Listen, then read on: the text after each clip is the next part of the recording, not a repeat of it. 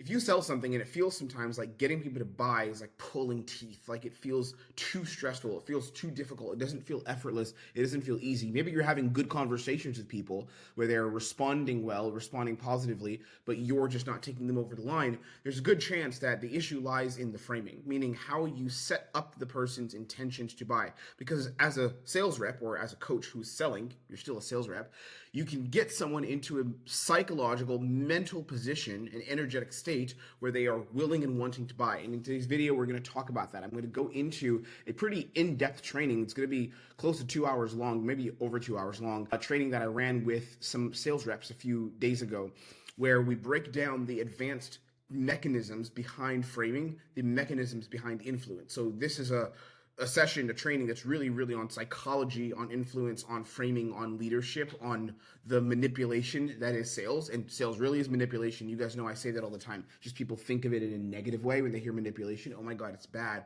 But you could also manipulate someone to do something that's good. All right. And that's what I believe sales is. So we're going to go deep into that today. This is going to be a very technical, in-depth training, very technical, based on the years that I've put in sales and the close to 4 million that I've collected over the last 3 years being in the sales space. Okay, check it out, get some value from it, and let's go ahead and push. What we're doing today is looking at how do we build frames that lead to sales. Before we go into all the what to do and all the fancy stuff, the technique and all that shit, which we'll get to, I want you guys to understand the mechanics of sales, because you guys being in sales, sometimes we can just go through the motions and kind of take it for granted. Like, yeah, I'm a sales rep and I do sales, but it's kind of just like you're showing up and we don't really recognize the psychology of what we're doing. We're kind of just there doing it. Does that make sense? I'm sure you've all experienced it, or you will if you're getting into this game. You can just go through the motions. And it's like, yeah, I'm taking calls. I have my OT that I'm trying to hit. I'm doing my follow-up, blah, blah, blah. But you're not present and aware of the mechanics of what you're actually doing. And as someone who trains sales, not only do I sell and have sold, I now train sales. I hire people on offers. It constantly forces me to look at the mechanics of what sales, specifically modern sales, high ticket, fast cycle sales, which means we're trying to close people in like an hour, 45 minutes. It constantly forces me to confront what sales actually is. So I want you guys to understand this principle, because this is why we are all paid and this is why you have a job, okay? People will not do generally, okay? I'm going to speak in generalizations. Be mature about this. I'm not saying every single person in the whole wide world. People generally will not do difficult things that are in their best interest unless an external mechanism pushes them to do it. And this is not like the prospect. Prospects don't do anything difficult. This is us. We are all like this. I am like this myself. Something as simple as I need to clean the house. We put it off. We delay it. Maybe some of you are perfect and tidy up everything. I know that's not me.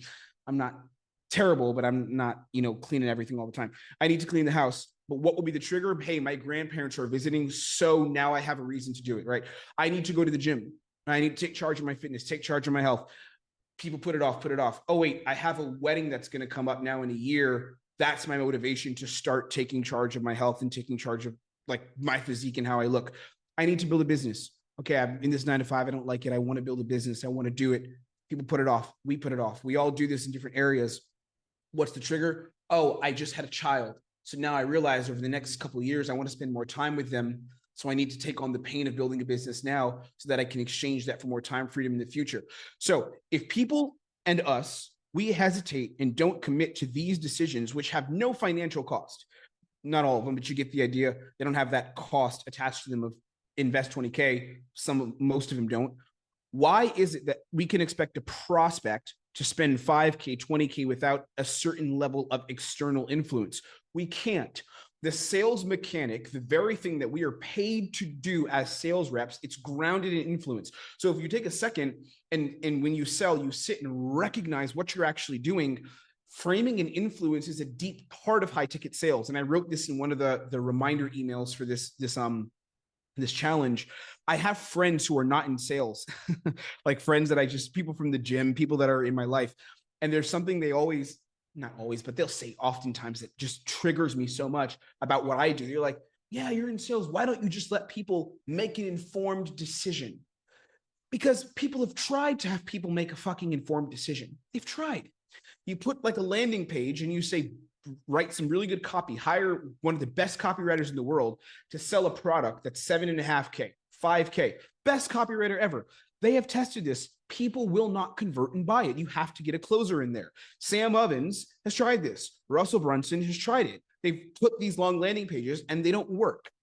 Some people will buy, few people will buy, but the majority of people need a conversation that is backed by some kind of, as I keep saying, and we will train on it this weekend, some kind of external influence to get them to commit to making change. So as a sales rep, your job is to trigger the frames, the influence, the decision-making pathways, the commitment pathways necessary to get people to commit to a buying decision. That is what your job is. And the moment that doesn't need to happen, the moment you're out of a job. So if you're coming into this, and you're not probably, because I think I marketed it with the right language, so I attracted the right people here. But if by chance you're one of the people who believes that sales is just, I'm going to just flow and have a good conversation, which by the way, I used to think it was too, because when I was a coach, that's how I am a coach. Before I was coaching, before I got into sales, that's how I would run my sales calls. And I would lose money constantly, right? If you're coming into sales or if you're in sales and you're still operating under the level of, I just want to flow, only intuition, scriptless only, you are leaving money on the table or you're going to get cooked. It's one of the two. It's like you're leaving cash on the table or you're actually going to get cooked. And I don't want that to happen. So let's go into the understanding of what frame is in sales and what it looks like. Framing is this. It's what two people subconsciously agree on as terms for an interaction. And that word subconsciously is extremely important here. Generally, depends on the school of thought that you follow in psychology. But generally, let's just go with the very broad definitions. There's 3 levels of consciousness, okay? There's the conscious. I'm aware of what is happening. I am conscious that I'm teaching right now. I'm aware of what's around me. I'm experiencing that I can speak about it with you. Then we have the unconscious, which is, let's go 2 layers deeper. These are all the beliefs that you have deeply about yourself that you may not even be aware that you have. Beliefs you have about money, beliefs that you have about other people, beliefs you have about the world. And you can bring them to your consciousness by really sitting and exploring them in some deeply meditative state or working with a therapist or just really sitting and spending time with yourself and becoming self-aware. You can bring your unconscious out. Then we have the subconscious, which is like a little sandwich layer. It's something that you may be aware of in the background if you really sat with it for a second and thought about it, but you're not just thinking of it constantly, right? So there's the subconscious. So I'll give you as an example of this. When it comes to framing, you guys have subconsciously accepted the frame that I am going to teach you here, right? You've subconsciously accepted that. It wasn't conscious until I just brought it up. Now it's conscious. So it's not relying, it's not on the unconscious layer now, or it's not on the subconscious layer, it's on the conscious layer because I've spoken about it, right? It's also not unconscious because it's not deep within your psyche or your soul per se, but it is subconscious. So you guys, by being here on the call, because of the way that I designed the emails and because of the format and because there's a lot of you here, you've now subconsciously agreed to the terms of this interaction today that I, in some capacity, am going to lead you to a better place, meaning in your sales journey, right? That's what you've subconsciously accepted. Makes sense? So in a sales call, what's happening is the prospect and you are coming to a subconscious agreement as to the terms of the interaction. And what we need to do as sales reps is establish that agreement as quickly as possible. There's a couple of frames that we need to label with our prospects to make this subconscious agreement formalized. Because if these things are not framed, they're not real. Does that make sense? So a frame is only real if you make it real, or else it just collapses and falls apart. We'll learn more about this over time. I'm going to go very, very technical here. Okay, don't get lost, guys. We'll have a discussion at the end. But there's some frames that are non-negotiable on a call if you want to close them at scale. And there's 3 of them that I've kind of identified for this training. There's more that I teach on in protocols. We go deeper on it. But for today, I think the thing that would give you guys the most value to take away would be these 3. The first one is you as a sales rep setting the frame of, I'm here to help. I am not to take something from you or to win. That's the first one. And this is evident from the way that I open my calls. I'll demonstrate that scripting in a second. The second frame that is a non-negotiable is everything that is happening on this call is in your best interest, meaning as a prospect. That's the second frame. Third frame is this call is my space, and you're giving me the permission to help you make change as I control the space. Make sense? So a lot of those frames, not these exact ones, but you can even see in the way that I've run this meeting here, we can use this challenge as an example. I've set a lot of those frames here from the beginning.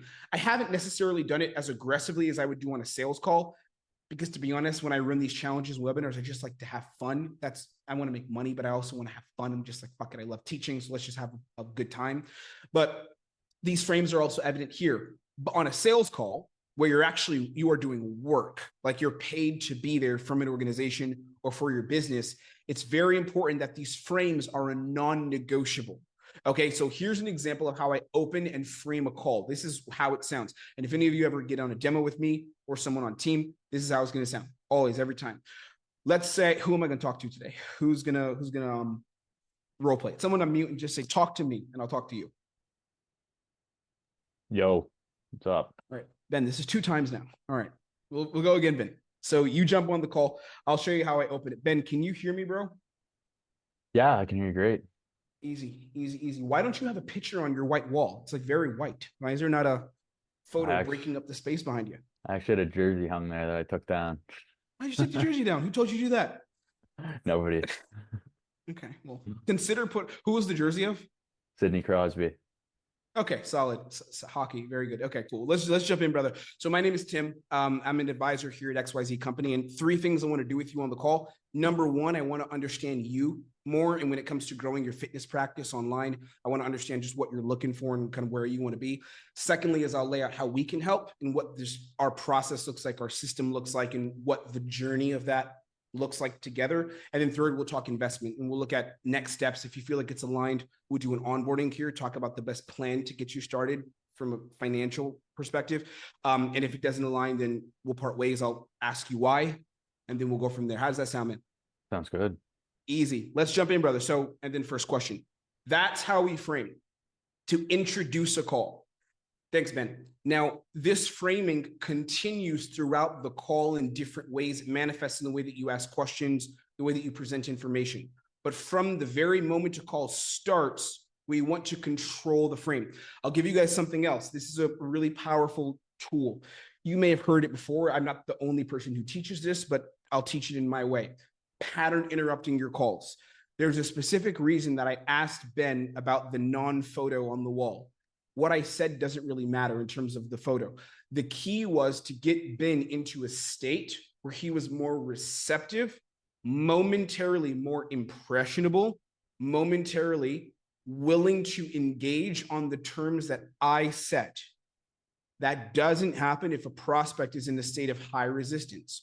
So normally when I open my calls, and yes, if you guys ever book a demo with me, I'm going to do this to you, and I'm going to start trolling, okay? Because that's how I fucking run my calls, because I like to have fun. What I'm always trying to do is I'm trying to pattern interrupt the beginning of the call to just make sure that there is no initial resistance to the frame that I'm setting and the frame that I'm controlling. Make sense? So that's why we have a little bit of a chuckle, in good fun, in good faith, nothing weird. There's just some light banter back and forth, something that's a bit out of the ordinary. I'm not going to sit and talk about the weather. I'm not necessarily, sometimes, but rarely am I going to talk about, oh, you're from here. I heard it's nice there. We're not doing that because that's what every sales rep would do. So what I want to do actively is harness the energy of the call from the very beginning so that whatever frames I try to set or build, as you guys will see, we're going to do a lot of that here later on in the call, it's easier for me to access those things because I've done it from literally the first second. Make sense, guys? Let's continue training. Let's continue getting better. All right. The reason why this is important and the reason why we care so much about call framing, and I don't just mean on the intro now, but I'm talking about these 3 frames that I talked about, why this is important, is because the framing that you have dictates and controls how much willingness and how much openness you will get later on in the call. Okay. the permission that you want to get from your prospects to push for commitment. Because let's say you get an objection. Let's say someone's like, I want to think about it, talk to my partner, feel things out, see how things land for me, and then come back to you in a few days. You need, going back to this slide back here, subconscious, you need subconscious permission to do that, to handle the objection. If you have not gotten permission through the frame earlier, you will constantly get pushback and your calls will be like pulling teeth. So when I run my calls, again, some of you have seen my live calls. I put them in the bonuses for this training. You guys should see some live calls from me and stuff. And I put them on YouTube so you can watch them. You guys, if you've seen my stuff, should know how I sell. When I sell, I tend to take a very aggressive approach to sales. Not aggressive in a way that's pushy or bad faith, bad energy, but I will challenge people. I will say that doesn't make sense. I'm confused. Tell me where you're coming from. I don't align with that. What's going on here? But the reason I can do that, and I can push deeper in objections, and I can really cook someone's belief systems pretty much at will and do anything I want on the call within reason, is because I've gotten the permission through the frame that I've created. Make sense? So when I ask someone, when you say, is it cool if I share with you just a bit of a thought here that popped up for me, like a perspective? I already know the answer is going to be yes. I'm not literally asking them for permission because I don't know if I can, because the frame has already been set. It's more of a polite gesture based on how people communicate with each other. But all of these things I know that I can do. I know that I can push because I've set the frame, okay? Secondly, this is a big one, but we'll go into this not here today, but this is something for you guys to think about. Selling more expensive shit, which is really going to make you all money over time, just getting on more expensive tickets, becomes easier when frames are stronger. So one of the things that I would love to do when I was selling full-time on the dating offer that I was closing for is I loved upselling or just selling like the 20K package straight up from the front. And the reason I was able to do this with very little resistance is because I had a super, super strong frame because of the things that we're going to go into and the things we're going to learn here. All right. First things first, how do we actually build the frame? How do we build the frame? Before we go into what to do with the prospect and the way to do it, the way to say it, all this stuff, it all starts with you.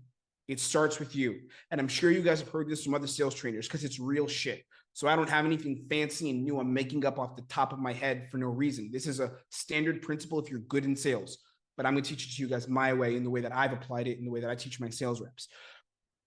Strong frame starts from internal congruency and the belief systems. So internal congruency means the way that you think, your thoughts, your words, and your actions, having them all aligned internally, the things that you believe. And secondly, or I should say the things that you do, thoughts, words, and actions, right? Secondly is belief systems, what you believe about the world, what you believe about yourself, what you believe about sales, what you believe about prospects. There's a client that I onboarded today, really awesome client. We're going to crush it together and do some great work together. And she sells online. She sells coaching. It's like pretty advanced coaching for business owners who want to grow their coaching business. And one of the things that I told her, we've onboarded, one of the things I told her is, and on this journey we're going to go together coaching, we're not going to start with all this technical add in this, add in that, add in this. Some of that we will do. But the first thing we're going to start on is your belief system of, can I actually take money from this person? And that's okay. And I don't need to do any tricks. I don't need to do any gimmicks, none of that, right? So this is a foundational element that I have with everyone I work with. And I want you guys to adopt this. Your belief system influences the strength of the frames you create. So you could try to create a strong frame, and you guys could I'm going to give you some technique. So you could take away the techniques only. But if you ignore the belief system stuff that I'm going to train you on, the frame will just be weak and will just collapse. Because some people do believe that they're beyond the self-development aspect of sales. Self-development doesn't mean you need to go do some David Goggins shit. I don't mean that. I'm talking about the meditation you have with yourself. What do I believe about money? What do I believe about leadership? What do I believe about influence? What do I believe about framing, power? The beliefs you have internally will dictate the strength of the frame. And to add to that, in modern sales, when we're talking about modern buyers, many of who have been on sales calls. So they've talked to people just like yourself who are trying to get their money. You guys know there's hundreds of thousands of people that are booking calls with like ecomm coaches and shit. I know that all of you have been tried to be DM'd and sold by whatever bumblefuck sales coaches online. Like, I know you've been on webinars. None of this stuff is new anymore. You've been going on since COVID, probably before that, right? So we all know this. So nowadays, modern buyers, there isn't a lot of room for gimmicks and tricks because people have been sold to in all those ways. So what actually works now is authenticity. So to create a strong frame, what we need is the most authentic positioning, internal congruency, and belief system possible. And from that, the frame becomes stronger because modern buyers are very aware when you are incongruent and when it's fake. The first way to demonstrate internal congruency to your prospects is through your state. That is the first way. Your internal state, which is the way that you think, your tone, and the way that you move. You embody this in an internal state. We teach these in protocols. Some of you may have heard this as tonalities because Jeremy Myna has tonalities and he teaches this similar structure, right? But I teach it as states. We teach it as states. So the internal state in which you're coming from, you want to be in a state of, I am concerned for this person's well-being. I am confused as to why they haven't already achieved success. And I'm curious about what they need from us and how we can best help. It is a state that you sit in and a state that you rest in. So when I run my discovery, I'll give you guys an example. Maybe we'll run through some scripting on this later. We'll maybe do some role plays. We'll see if we have the time. When I'm running through a discovery and I ask a question, let's say I ask something like a consequence, which you guys should know in sales, a consequence. What happens if you don't make change? And let's say that we'll do something like fitness, okay? And I'm asking the consequence of what happens if you don't actually take charge of your health and reclaim that. The way that I ask this question needs to embody a state of these three things. I'm concerned for your health, confused about why you haven't done it, and I'm curious about what your response would be or what you need from us or where you're at as it relates to this question. I know I'm going fast, guys. Stick with me, okay? So here's how that question would sound. Let's say that I'm talking to John, he's not a fitness guy, John, the guy who wants to take charge of his health. John, I would ask you something, and for me, it's important to know this. In terms of the next 10 years, because right now you're 28, you're going into 30s, had a new baby on the way. If you don't take control of your health and you stay where you're at now for the next 10 years, 5 to 10 years, what's your downside? The downside to staying this way or even getting worse, like how does that hurt you over time? What's the downside of that over the next couple of years? Do you see how in my state, I'm completely embodying what the heart of the question is. I'm embodying it in my thinking, in my tone, and in my movement. I'm thinking through a state of curiosity and concern. And I'm confused. Why have you not made these changes? I'm confused. What actually happens if you don't make the changes? I embody it and I sit with it as a meditation. It becomes real to me. It becomes alive to me. I embody it in my tone. You can hear the concern in my voice. I embody that. You can see it in my movement, my hand movement. When I say over the next 10 years, my hand demonstrates the progression of time. This is how you create an unbreakable frame. When you completely and 100% embody the meaning, the depth, and the weight behind what you are trying to get your prospects to answer and what you're trying to get them to feel from you, you demonstrate internal congruency that way. Again, guys, you can't be congruent if you're not demonstrating it. So if one of you guys tells me, or anyone tells me, yeah, the self-development stuff, all the internal stuff, I believe I have the good mindsets. And then I say, okay, cool. Ask a desire question about where this person's going to be, or ask them why they haven't made changes. And you rifle off some shit like, well, I'm just curious at this point, why haven't you made any changes? Yeah, no, you haven't worked on the internal congruency because there was no embodiment, alignment, and state management and control within the question. Thus, the frame is weak. So although you might get a decent answer, you may be able to survive, close a few deals. The prospects that, that extra 20% of people that are maybe a little more difficult may have some resistance, more limiting beliefs, more skeptical, which is where that extra 4K, 10K, even depending on the offer in comms will come from. If you're not leaning into that, you're going to be selling yourself short and losing money because those people will not respond to a weak frame. They may answer the question, by the way. So if you're getting answers, this doesn't mean people are going to say, I won't answer that. They will answer the questions, just the answers will be weak. Or they may even give you a good answer. But later on, when you need to challenge them on something or confront a belief, their responses won't be where you want them to be, and you'll feel like you're pulling teeth and trying to work too hard to close, okay?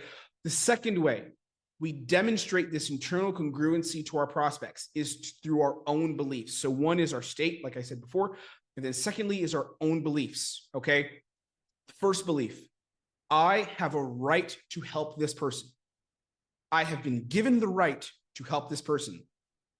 I have some crazy beliefs when it comes to this about the right, and I made a video called, I think leveraging the power of God will help you make more money in sales. So just type in like Tim Ray God if you want to see that video on YouTube. I talk about this very thing here. I'm not going to go into detail because I think it would shock some of you how crazy I think of this. But if you've worked with me in protocols or one-on-one, you know what I'm talking about, and we're all crazy. Once you start working with me, you kind of become a little more crazy. So I believe that me being on a sales call, I have been gifted the right to help this person, and I will never, ever back away from that belief. Is the belief absolutely true? I don't know. I'll find out one day, when I go up there, hopefully. So I'll find out. I'll ask. But for right now, I have to make money. So the thing that helps me have the strongest belief possible is that I have a divine right being on this call in this moment, crossing with this person in time to help this person. And I have been given that right. So if I've been given the right, I'm going to cash it in and I'm going to use it, which means that I have the willingness and the conviction which backs my frames. Does that make sense? That's how the frame becomes stronger. Second thing, this is the bigger one that's a little bit more easy to access, and I'll train you guys on this. The person's current pain and their current frustration is real and it's tangible on its own. Not comparing it, I will not compare it to mine or what I see from other people. This is an interesting one. Gareth, I know you were on our free training in school this week, so we talked about this, and I ran through some of this with you, that the way that we oftentimes see our prospects' pain is relative to our own life state. So it's kind of like, oh, I'm in a decent position in life right now, or I'm not, not in a decent position, or I could be making more money, could be doing more. And this person that I'm talking to, they may be making more money than me. Right? Or they may in certain areas, not the area that I'm selling them in, but they've had other success. That happens at times. So what we'll do is we'll almost diminish their pain, or we'll get prospects who seem more confident in their own state, in their current problem state, right? So you'll get someone, let's go B2B, because this is a lot of times where we can see this easily, more clearly. Let's say that you're selling lead gen to some dude in construction. He's based out of Boston. He's a little bit arrogant. His business is making $40K a month, which is terrible.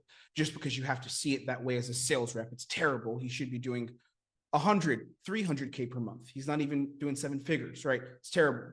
So his pain, what will happen with a lot of sales reps that I've coached on B2B especially, is they'll see the guy, and the guy will be saying, yeah, we want more leads. Things have been going well recently, and XYZ, blah, blah, blah. And he'll validate how he's doing okay, and he just wants to see what we do. I just want to see what you guys do. I came here for information to see what we do. And as a sales rep, because you haven't worked on the internal belief systems, this is what will happen. It's all this part is unconscious. This is not subconscious. This is unconscious, and then it moves into your subconscious and then comes out live on the call and what you do. You'll be like deep in your heart. You just start to think, and it happens in less than a second, honestly, because this guy is setting a frame. Well, you'll be like, okay, he's making 40K a month. It's pretty good, actually. I'm not making 40K a month. I had a 10K a month, but I'm not making 40K a month. That's really good. Wow. And he said he's just here for information. So he's not that desperate. Oh my God, there's not a lot of pain here. Okay, there isn't a lot of pain. So what do I do instead? I should go really technical, because he probably would just need like a really technical solution and then make a decision from there. And then he cooks you with let me go talk to my wife at the end. And then you say, we'll follow up. And you don't get him. And then he goes, works for a rival company that's charging half of what you guys charge. And he's burned way more time, way more money, and you didn't help him. And that was your fault, because you were on the call for a reason. You see what I mean? How this is a real thing. And I'm sure some of you have experienced it. So this is why the person's pain always has to be real. The person's pain has to be real. The person's pain has to be tangible every single time without fail, always. So here's what's going to go on in my unconscious given the fact that I've worked and developed these frames and developed this internal congruency. Here's what goes on in mine when I see that guy, Boston guy, who's like, same thing. Oh, I just doing 40K, which is pretty good right now. I've had a lot of growth. Wanted to see what you guys do in terms of leads and see if there's a solution. I'll make a decision from there. One information. I saw your ad. It was nice. This is what goes into me. Okay, 40K. So this guy's broke. I really hope he doesn't have a family, because over the next 5 years, I don't know how old his kids are, if he has kids, even if he doesn't, if he wants them, he's probably going to need more than that to really build a life where he can give them complete freedom and build generational wealth. I would hope to God he doesn't settle for 40K. And he's looking for information. I'm sure he wants to use the information to make changes in his business. So I need to definitely confront that, because I would hope it's more than information and he actually wants to make change. So now in my scripting, how that comes out, because then it moves to the subconscious. I'm become very aware of it very, very quickly. And then in the scripting, here's an example of a question in my discovery that would come out of that. And there's many, but here's one as an example. So John, when you say 40 is what you guys, where you guys want to be at, and that's the kind of the goal you had in mind for the business. You're happy there, and that, like, that's growth for you, or where are you at? Because I feel like you could do more. I don't know what his response will be, but dude's going to start stuttering and being like, well, no, we had other goals, and now I win. I have the frame, right? That's an example of beliefs. What you believe internally about your prospect's pain is going to come out on the call. So you can't afford, and I really mean when I say afford, like your bank account, your wallet, your future cannot afford for you to see people's problems as not ridiculously real. Okay? Are you guys with me? How are we feeling? Or am I just screaming my face off? Because I can't see any of your faces. Tell me in the chat. Engage for a second. Is this making sense? I've been on calls all day, like 5 hours of training. Some of you have seen me on those calls. So I'm like developing a high, and I'm starting to get lucid. So how are we feeling? Is this making sense? Okay, I'm not just screaming my face off. Okay, well, it's my clients who are saying yes in the chat. Okay, now it's people who are not my clients. Anders, amazing. But you're also I want people who don't. Okay, good. Non-clients too. Good. Amazing. I love it. I love it. Great. Good. Okay, let's train. Let's keep making some money. Let's get better. All right. If this is going to work, if you are going to use this to make money, your frame has to be static and has to be consistent from the very beginning of the call. The prospect's frame is going to be built over time. So remember how we talked, I want us to keep us centered here. Remember what a frame is. It's when two people subconsciously agree the terms. So when you come into the call, you should have already signed the contract. But if we use that as a metaphor, can I give you a perspective? Can I give an analogy? The metaphor would be like a contract. When you come into the call, the moment you say hello, you've signed the contract and said, we're just doing it this way. And then depending on how strong your contract is, that's how strong the frame is. The prospect is going to like look over the contract during the call. Sometimes this is going to happen very, very quickly, and they'll just be super open depending on the personality. Some people tend to be a little bit more resistant to that subconscious agreement because of the way they make decisions and just the way they want to play ball. Some people are like that, and it's fine. That's your job to be better as a sales rep. But their frame is going to be built over time. And again, this can happen fast, but the person might not immediately just fall over and say, lead me. That's not usually going to happen. It's going to be built. We still want to establish it at the beginning, but it's going to take some time to build it. All right. Now here's where we have a lot of fun, and it's going to we're going to turn up the fun, because that was all about you guys. Now we're going to get to the prospects, which is like how to control them, how to make them do what you want in good faith, to make them money and change their lives. Okay. What we need to do is place the prospect into a decision-making frame. How do we do that? We need to use the power of self-categorization. It's very, very simple actually to do this. It's not very complex, but it's hard to execute it. This is why people pay me money to train them in how to do this and get very good at sales. The power of self-categorization, which is the idea of, in the prospect's mind now, I am not okay in my current state. I need to be better. I need to be in a different position. I am not okay as I am now. That is the frame we need to place the prospect into. I'm not okay. Now, there's a couple of things that go with this. Okay, there's three fundamental pillars that we need to have created. We need to have checked off if we're going to build the prospect into the right frame. So again, don't see it as just the prospect is in this frame only. They kind of start with that subconscious agreement, but we need to build it up and make it stronger. 3 things we need to do, and I'm going to train you on each of them. We're going to go deep on each one of these. Number 1 is problem awareness. They have to be aware of what problem or what pain actually is, the relevance of that. If they're aware of that, prospect moves into a frame of, I am not okay in my current state. Number 2, urgency triggers, which is what is the actual reason, motivation, driver behind us doing this now? And I do not mean, so why now? I don't mean a why now question like that. I mean, you could do that, but that's entry level shit. Let's go past that. So there's urgency triggers. Number 3, gap creation, which is where they will be either a negative downside or a positive upside in the future versus where they are now. These are sales basics. Some of you might know this already, but the way I am going to teach it to you is probably something you have not heard before, potentially. I'll see. We need to do all of these things correctly if we're going to build up a prospect into the correct frame, okay? Here's what it looks like. Problem awareness. A lot of people selling do not necessarily understand how to get problem correctly. I'll even say for a long time, I struggled with this. This was probably one of the last things that I truly understood. And I was making good money. Like I was making good money, meaning as a sales rep, before I even, I think, truly understood how to really get what a problem is. My ideas on this have evolved over time. And I think they still might be evolving of understanding what a problem is, but it keeps getting better and better and better, more and more powerful. So here is the basics of when we say problem awareness to build up the prospect's buying frame. Here's what it is. What is not being achieved in the current state? As simple as that. It's what is not being achieved in the state the prospect is in now, okay?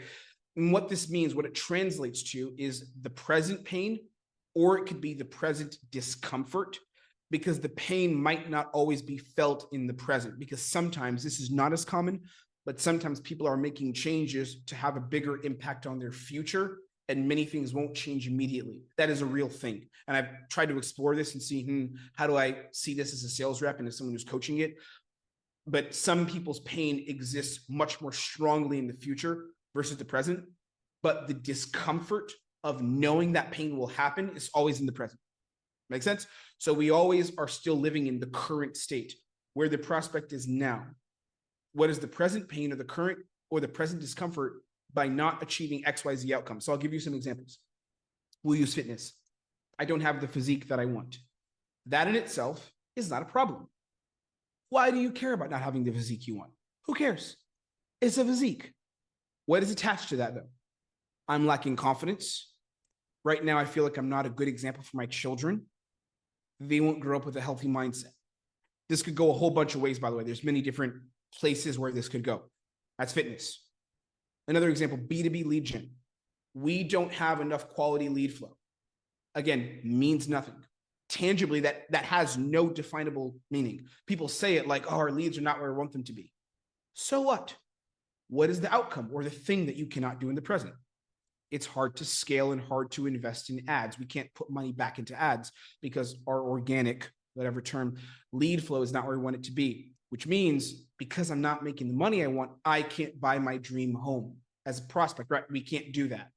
That's the chain of events. That's the problem awareness. Number 3, let's say trading, a trading offer. I'm not winning the markets because I'm not profitable. Again, I'm going to keep running through this exercise, guys. Stick with me.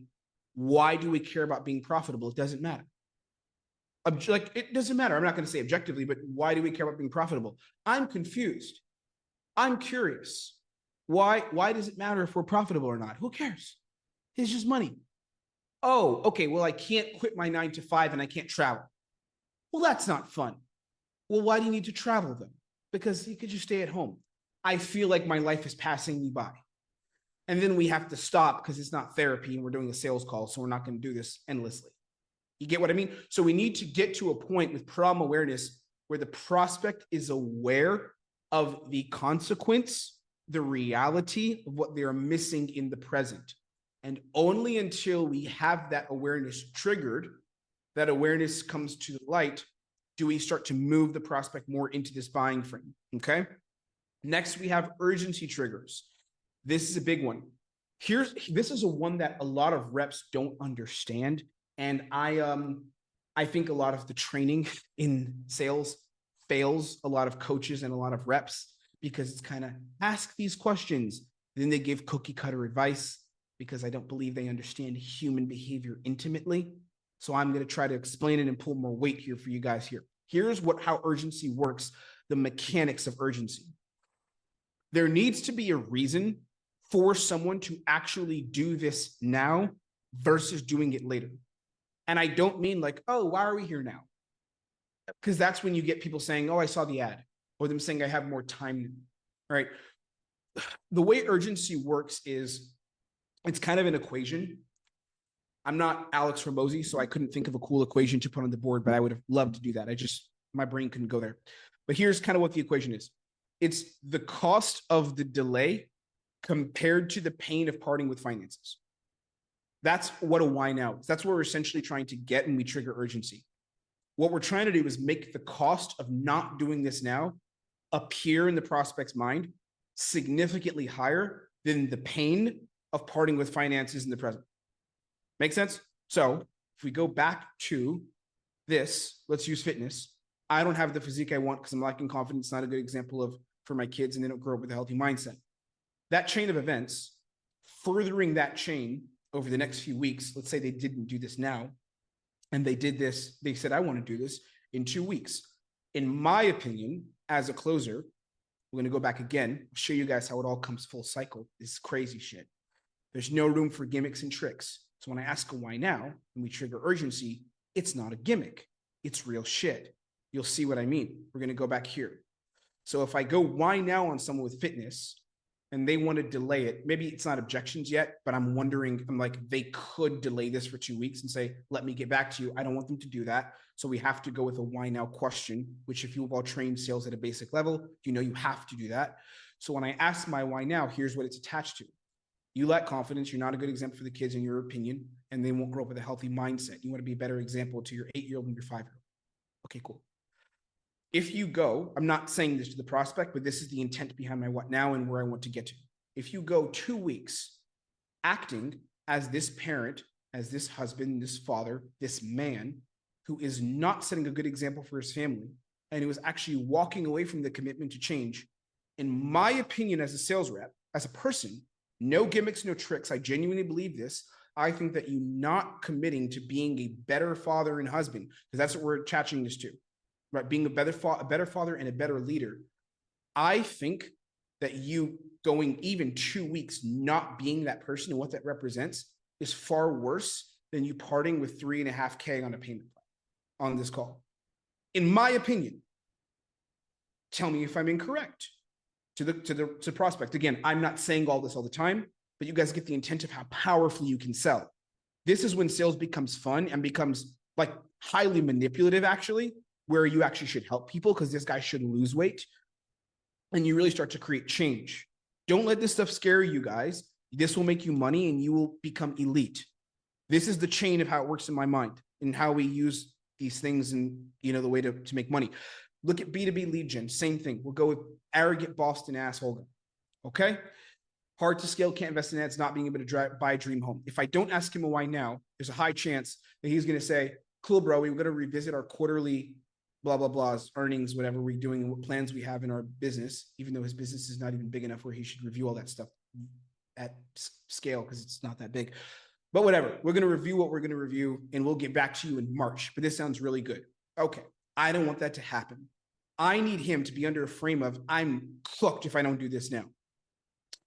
What's the chain? How do we build it? I believe that him as a business owner, him taking another 2 months and not prioritizing his business's growth aggressively, I would say angrily almost, that's too far, aggressively and let's say passionately, and leaning into that and making that commitment as the business owner that he wants to be for himself and for his family to have their dream future. I think that him taking 2 months and delaying it so that the business can just be a little bit more comfortable versus taking on this discomfort now just doesn't make sense, given the way he wants to run his business and the kind of business owner he wants to be. Let's pretend the guy's a little bit older too, given the prospect that I said. Maybe he's in his late 30s. I think he doesn't even have time to burn. He's not 19 years old where he can dick around and do whatever he wants, this hop here, hop there, take his time, think on it. By the way, if it was a young guy, I would rationalize for the young person too. I would do this no matter who the prospect is. I'll find a way. See the belief systems, how they come out again and how it's real. It's not a gimmick. Trading. Some lady hates her job. She's super smart, wants to be a trader. She's dabbled in the markets. I can't quit my job right now. It's very frustrating. You guys get where I'm going with this. Instead of saying, let me review things and get back to you tomorrow, I'm ready to go. Let me just take to tomorrow. And let's pretend I'll build a real prospect here. She's been in the situation for a year. She's known she hates her job for 3 years since she got out of college. She knows that this path of 9 to 5 is not for her. In my opinion, my good faith opinion, she can fight me on it. Tell me if I'm wrong. But I believe that taking on an identity and taking on an action set of saying, I will delay 24 hours when I believe everything can help me. And I believe that I am the person who should be out of the 9 to 5. You actually making a decision against that woman you want to be, the future you want to have, and saying, you're not worth me making a decision today, but I want to delay that. And I want to put that off because it's not worth me becoming this woman today, right now. To me, that just doesn't make sense based on who you want to be. So could she explain it to me? That's my logic, right? So that's why I asked the why now. And that's why we go here with this logic behind why nows. I hope that I'm not losing you guys. I know this is some very, very heavy psychology I'm going into and heavy like chains of thought. We'll open up for questions and we'll go deep. Stick with me. So the cost of delay has to be bigger than the pain of parting with finances. Does that make sense? And there are 3 paths that you could use to trigger this. You could go with who suffers. So if you did delay, who's the people in your life that are actually suffering by your inaction? Who are those people? You could use that, a conversation around that. You could use a moment of truth, which is what was the moment or the time in the point in time in which the awareness grew, where you were like, oh, now is when things are different. Like this moment made it real to me. Could be that, or it could be just a very clear time plus opportunity cost, which means the prospect very obviously states the cost of me going 2 weeks not having this information would be greater than me parting with the resources in the present. This looks like a bit of a deeper conversation sometimes, but this is still a real one. This is how we build urgency into the frame, okay? The last piece, gap creation. We're about to open for questions. We're right on time. 7:58 my time. So we're right on time. Gap creation, which is the future state when the ideal reality is realized or failed. That's a gap create. It was when you create a gap. So it's where the person's gonna be versus where they are now. And that could be negative or that could be positive. We need both. So it's the negative. What does failure look like? Make it tangible, make it real. Can the prospect feel it? Can they see it? And then we have the positive gap. What success looks like. You all know this. You understand this. If you've done sales, you know you got to ask this shit. What does success look like to you? But again, many sales reps now, because I think the training is poor, are doing it without the correct internal frame backing it. So I hope you guys see, and then I'm going to open for questions. We'll have a little discussion. I'll give you guys some parting thoughts, and then I'm going to let you go. I hope you guys see how when it comes to these triggers and creating this in a prospect or building up their frame, I hope I've demonstrated it clearly and taught this thoroughly enough and honored your time enough where you can see that it all comes back to who? It comes back to you. And I purposefully wanted to create more energy on this call and teach from a place of more passion, because I think that the best way for me to demonstrate these ideas to you is if I lead by example and help you guys by exploring my mind so you can understand the ridiculous level of congruency and conviction that I have when I do all this shit. Because it really is fucking serious to me. And that's why I'm going to make a bunch of money and have made money. If you guys want to do the same thing with all these cool tools that I give you at the end, it starts from you. It starts from how you think about your own beliefs, about the prospect's pain. That's where it begins. And then from there, you stack on all the cool technique and learning all this stuff, the fancy stuff. Quick timeout for halftime. That was day 1 of this challenge that we ran, actually, the Framing and Influence Challenge. We ran it a few days ago, and that was day one that we just went through framing. The next stage is going to be influence, which is how to use everything that we've gone through inside of setting frames, establishing the right context for buying with our prospects. Quick thing.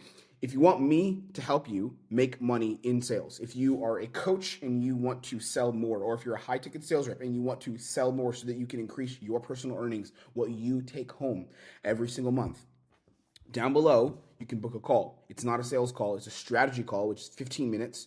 There's no pitch on this call, so there's no risk. We're not going to chop you into something and try to handle your objections. We run a 15-minute strategy call where you can talk to myself and my team about how we can help you. What we're going to do on this call is we're going to ask you a couple questions to see if we'd be able to help, to see where you're at when it comes to sales, when it comes to business. If you're a business owner, we'll talk that. If you're a sales rep, we'll talk your sales journey. We'll look at what you might need to get to the next level of earning, which for us is getting our sales reps to make 15 to 20K per month and getting our business owners to make $50,000 to $75,000 per month by mastering sales. If you have an intention for that, and if you want to see how we can help you, book a call. The link is down below. It's a strategy call. And again, we will not pitch you anything on this call. If we feel like we can help and we feel like it would be a good idea, we will then offer you to go to another call, which would be a demo call with myself or with another team member, where we'll pitch you then and we'll talk to you about protocols, training, and how we can help. But I would recommend clicking that link below. Otherwise, let's go ahead and go into the next session where we talk about influence and how mastering influence will make you a bunch of money. Framing an influence challenge day 2. How do we influence buyers towards commitment and towards change? The first thing that we need to do is, like we did yesterday, is we need to understand mechanics. Okay. What are the mechanics of short cycle, high ticket sales? Yesterday, we looked at the mechanics of kind of human behavior and decision making. We're going to look at that again today. It's important, but we're going to start fresh and rinse and repeat and look at high ticket sales from an influence standpoint. So the first thing you have to understand, I call this short cycle sales. Short cycle sales meaning where you're expected to close someone within 45 minutes to an hour. Doesn't mean that you always have to do that. Sometimes it takes 2 calls. Sometimes it may take 3. Maybe you'll be chasing someone around for a while, but in an ideal world, in short cycle sales, money is going to move very quickly. You want to be closing people fast. Okay. So here's a couple of points to understand about the game that we all are in. So money online moves very, very fast, and creators or offer owners, or some of you are offer owners, some of you who will watch this in the future are offer owners, coaches. What we're doing on sales calls is we're essentially recreating the long form copy landing page, but doing that through sales reps. Because again, for business owners, if they could just sell something with a long form piece of copy, they would do it. If you guys don't know what that means, you scroll the page and it tells you all the benefits and all the case studies, and then it says purchase this for $397. Once the ticket starts to get into the 2,000s, 3,000s, 5,000s, it becomes more and more unlikely, depending on the audience you're selling to, but more and more unlikely that someone is just going to say, take my card, without some level of influence or some level of persuasion. That's what sales or high ticket short cycle sales comes in. And what's happening is, if you're running an offer or if you're a full-time closer, the business owner or yourself, you're expected to trigger a quick decision. And quick is relative, right? Because it goes kind of like our scripting. When someone says this is rushed, we have scripting and protocols. It's like, you've been wanting to make this change for the last year. So is it actually rushed? But meaning a quick decision to work with you guys as a company. That's what I'm referring to when we say trigger a quick decision. And part of the reason is because there's a ridiculous amount of noise. There's a ridiculous amount of distraction and a lot of confusion online. So a sales call is the highest form of attention that can be captured outside of the person actually investing their hard-earned money and enrolling in the program, right? That's the final step. And then they become a member of the community, member of the offer, member of the program, right? But before that, there's so much noise and distraction. You guys know it's like on your phone. You just sit on your phone scrolling. Everyone's looking for your attention. I mean, it's clear. We had like a 2-day event, right? Where I think that there's we're going to go through some crazy value today. But by nature, people won't show up for the second one because there's other things going on, right? So information online, we're always, and I'm in this battle myself as a business owner, we're always trying to capture attention. We're always trying to fight for that and grasp, and I'm trying to battle the next sales guy for your attention. And you as a closer, or you as a business owner, when you get someone on a sales call, you have a very pure space where you have actually captured their attention and it belongs to you. It actually belongs to you on the call. So the moment someone leaves the call, here's what the problem is. When they leave the call, the attention is no longer yours. That's why we want to close as quickly as possible, again, within reason, but we want to do 1 to 2 call closing, because the moment someone gets off, their attention starts to get diversified, and the chances of them actually closing and coming back and saying, hey, let's do it, substantially decrease, because again, the attention goes elsewhere. There's other distractions, things that are happening in their lives even that are more important potentially than being on a call with you. So that's why we want to close quickly and why we need to influence. Okay, let's look at some call mechanics. Here's the mechanics of what's going on in a call. You have a compressed period of time, 45, 60 minutes, where you got to take someone's money, ideally. Again, that's what the intention is. We don't want to be pushing people for 2 call closes in an ideal world. That burns time, takes money out of your pocket, takes money out of the company's pocket, delays their own results, assuming you guys can get them results. So you're having calls in a compressed period of time, which is not in your favor. The person is coming in with a low to middle to high degree of skepticism. This is a very common thing. People come out, you guys should know this if you're taking sales calls. People come into calls with a certain degree of skepticism. It may not always be where they're like angry and you're scamming me. It's not always that. That's extreme. But people still come in with a low degree of skepticism, which is why oftentimes they don't just buy from a landing page, because they are slightly skeptical about what is being offered and would like to know more, right?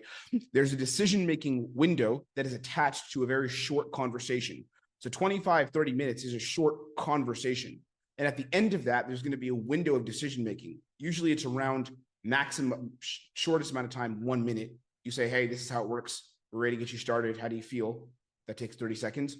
Longer term, it's going to be 15 minutes. That's when you start getting objections, and you have to go back and forth and help them overcome fears or overcome limiting beliefs or overcome resistance or overcome logistics or overcome money, right? That's the decision-making window that's attached to the short conversation. The other piece is, I want you all to understand this. This is really important. And it's something that I train my reps on a lot. And I want them to understand this going into every single call, that you are a very brief and often very insignificant connection with this person relative to the timeline of their day-to-day life. So what a lot of sales reps I've seen and a lot of people selling, you kind of feel, I'm not trying to tell you guys you're like this, but I've seen it a lot. So I'm going to broadly say you feel like you're the center of this person's world in this moment. Does that make sense? Because it's what you're experiencing. So our experience, right? Like I'll just use me when I was when I was selling full time. I was on the ecomm role last year. And I had to work myself out of this and constantly battle this. But like I was on this ecomm role. It was a very high pressure performance environment. The top closer's doing like 60, 70K month in commissions. It's ridiculous. The worst closer's doing like 20K. Okay. So this is an environment where there's a lot of pressure to perform, and it's managed by one of the top sales managers, sales leaders in the high ticket space. So I was put on this role. I landed it, and there was like high pressure to perform. Okay, Tim Ray, whatever, some people know me, is here. Let's see what he can do. When I was getting on calls, those calls started to feel, from day one, it was like the most important thing to me winning those calls. Right. So my attention and my awareness of what the call was is like, this call is so important. The call was important for me objectively because my income kind of depended on it. I also was making money from coaching and also consulting. So I didn't really care that much, but I still wanted to make a lot of cash. Right. So my income was depending on it. And I'm taking 6 of these calls a day, which means what? My energy is being invested here on these calls. And that is probably the most important thing in my life outside of my wife, outside of the dog, maybe not even my dog. I love my dog. I think the sales calls are probably a little more important as long as he's healthy. It was pretty much the lady and the sales calls. Like that was pretty much it, to be honest, that I was consumed with. For a prospect, when they meet you on a call, like think of their experience. Think of you guys' experience coming to this space with me. You guys are doing shit through your day, and then you see a message, Tim Ray in your inbox, reminder, some whatever copy thing to make you look at it and click it out of all the other emails from every other fucking coach who wants to take your time and attention. And you click on it and go, oh, yeah, the thing is today. And then some of you found the space to show up because I'm sure you believe I'll bring value, which I will, right? So and you came here. Imagine your prospects. Some dude, let's say you're selling ecomm, some dude is like, oh, yeah, I have a call later. He gets the text message, the 3 texts that come like, hey, John, just reminding you your call is blah, blah, blah. And he just finished taking his kid to baseball practice. had an argument with the lady, and he's worried about an insurance bill that's going to come through, and he's got some other obligations. His mom's calling him to go help her grab groceries later. And he's, oh, okay, I got to be on my laptop for this call. And what is the call about? Oh, yeah, I want to get into ecomm, right? So do you understand why influence becomes important? Because you're a very brief disruption in this person's timeline. Like, you're not a priority for them. And this is not a bad thing. This is just the nature of how it is. It just so happens that for a very brief moment in this person's life on a certain day during the week, you and them will cross paths. And here's what's interesting. Here's what I love now. This is where it gets fun. You'll cross paths, and the little things that you do on that call correctly, those little things in that very compressed time period are potentially going to have a huge ripple effect over the span of that person's life. You will not even probably know what effect it may have. You may not even know. But let's go back to that example with John, the guy who wants to get into ecomm, right? He's busy. Let's say he's running a business. He does okay, but he wants to get into something else that's less time consuming, even though ecomm is pretty time consuming. Let's pretend, okay, or we're doing a 9 to 5, and he wants to get into something that'll give him more location freedom, right? He has this call with you. For him, showing up to the call is relatively insignificant. Not all prospects, but a lot of them. Not super significant for him. So he shows up, and let's pretend you have the right conversation with him, and you do the things that I'm going to give you on this training, and I'm going to give you guys everything. I'm not holding anything back. We're going to go deep on the deepest layers of psychology in terms of influence today. Let's say you give him everything on this call. For you, what you just did is you just closed a 6K deal. Great. You got your commission check. You text him in good faith, because we're all good people here. Hey, bro, hope it all goes well for you. Stay in touch. Let me know how your results are. Really, let's be real, between me and you, you're probably not going to think about this guy really again. And unless something went wrong, then you'll think about it. But if he paid in full, you're probably not thinking about it again. But if the company actually provides him with tools, resources, training, mentorship that will get him to a better position, the trajectory of this man's entire life has just changed from a conversation that you had. The problem is, I shouldn't say problem, but the interesting thing is that he cannot understand that and realize that, not because he doesn't want to, but because in sales, it's our job to realize that. It's not his job. He's just showing up to the call. It's your job to show up with the level of intensity, the level of seriousness, the level of commitment necessary to be that ripple effect in this man's life. He doesn't know you can be that ripple effect. You consciously know you can be that person, right? So if you're a coach and you have an offer, or if you're a sales rep, you can be the ripple effect that changes the timeline of where someone's future goes. I know that's happened to me. Like, genuinely, it's happened to me. My coach, my first coach, Caleb Lasaw, who helped me with clearing beliefs around money, mindset, and introduced me to how to run a business before I got into sales a while ago.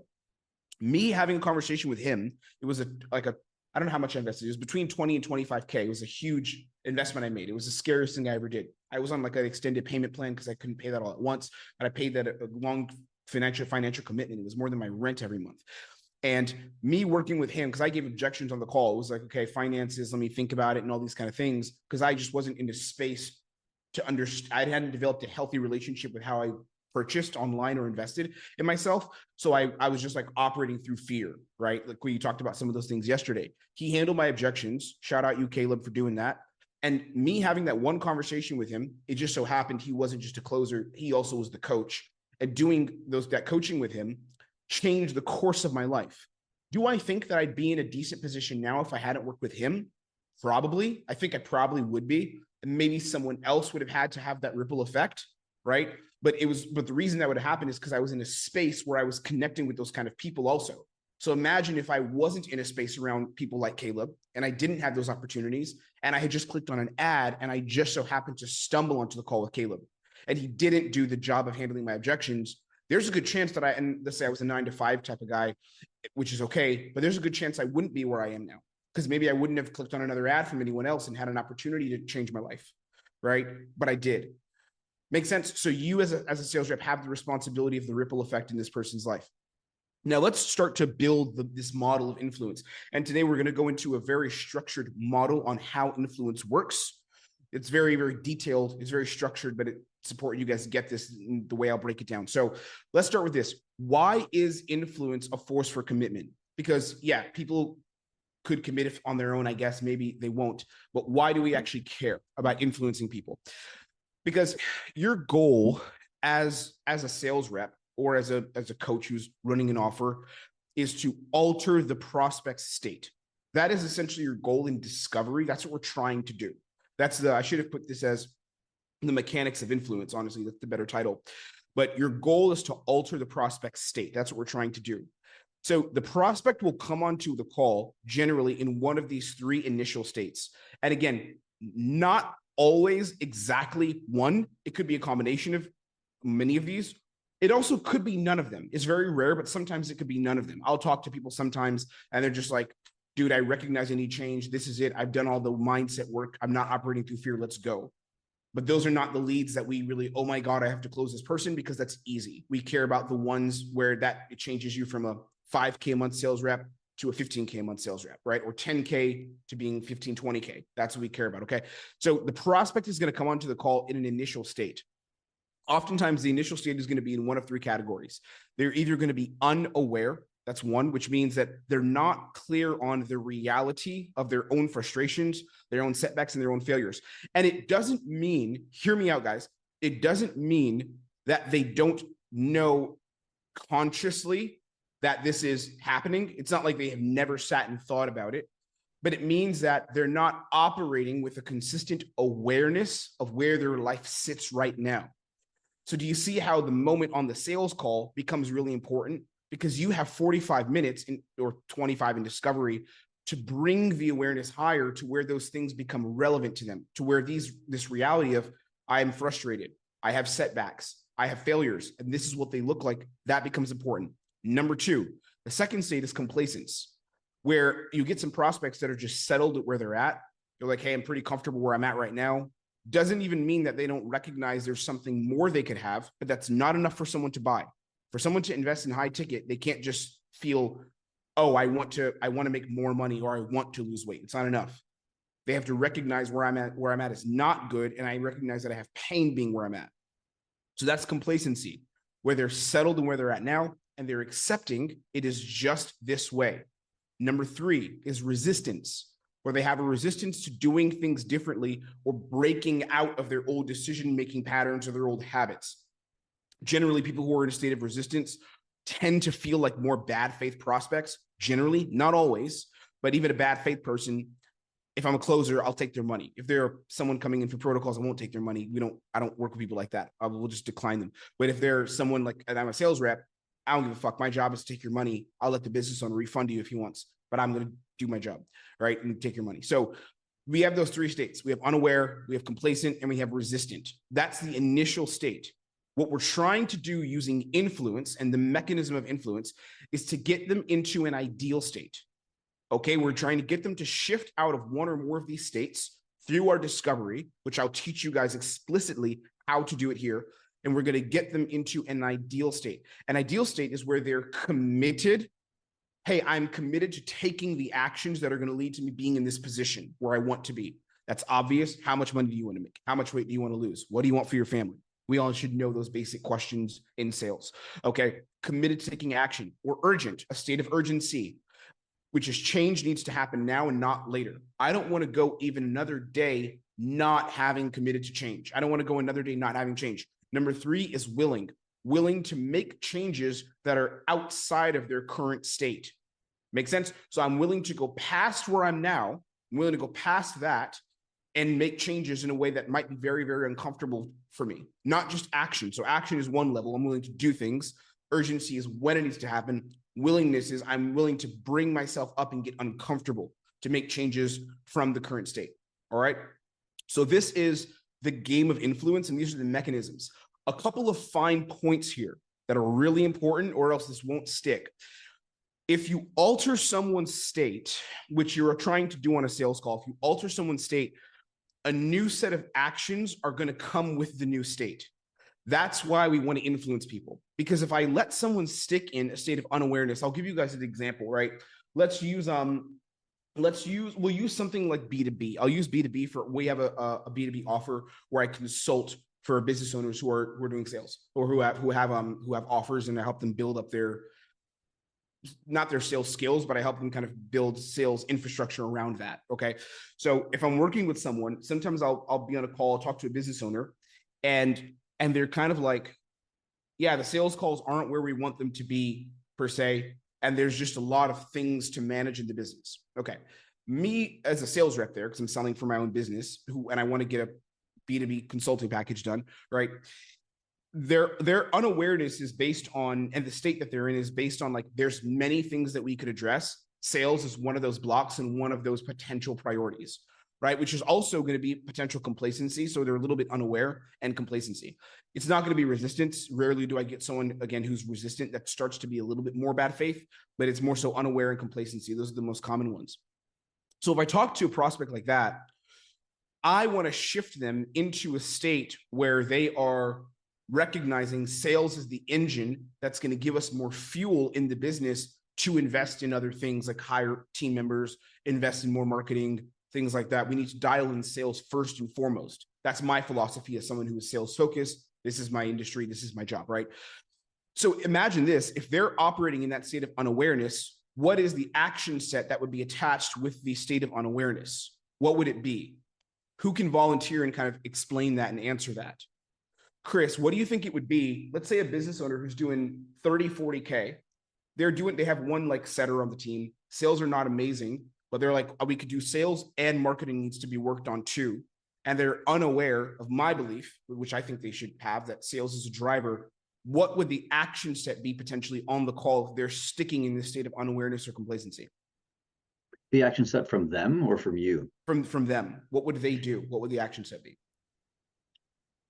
They would realize they need more sales reps and to improve their actual sales. If they're sticking in a state of unawareness on the call and I haven't gotten them to a state of urgency, by the end of the call, when I say, hey, John, this is going to be 15K plus a 4K per month retainer, and they've been in a state of unawareness and complacency this entire time, what answer would they give me? They would have to think about it, or they'd have to think about it, because that is the action set that comes with state of complacency. Let me sit on this, man, and get back to you. It sounds really good, but let me just give me a second. Same thing for your offer, right? If you're, this may help you out, Chris. If on your offer, someone's unaware of how their limiting beliefs around, like their health limitations now and news they've gotten about their health and about intimacy has been affected, and their mental health is being affected, their self-esteem, their self-image is being affected. How does that show up in how they pursue an amazing partner and move on and take charge of their life? Because life doesn't stop.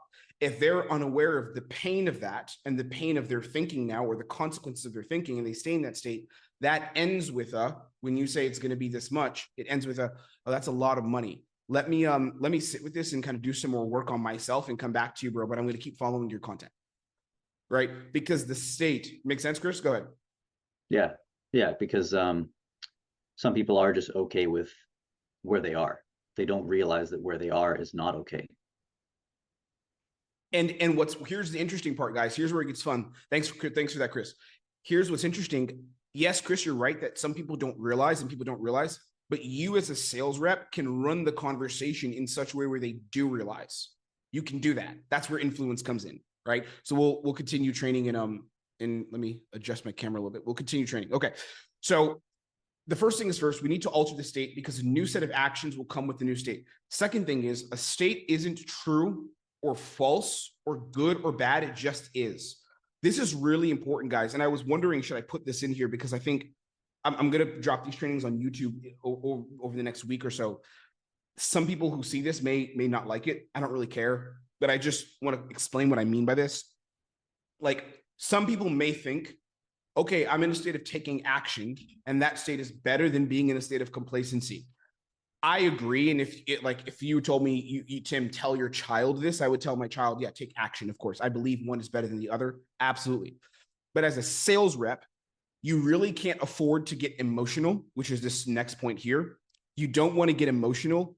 You want to look at them logically. And the term that I use, we use it in protocols, is the state that you're in helpful or unhelpful based on the life that you want to lead? So again, we're towing the line between good and bad, or true or false. But when we start to move into true or false, or good or bad, we start to move into the emotional arguments on, like, what, don't you want to be this person, bro?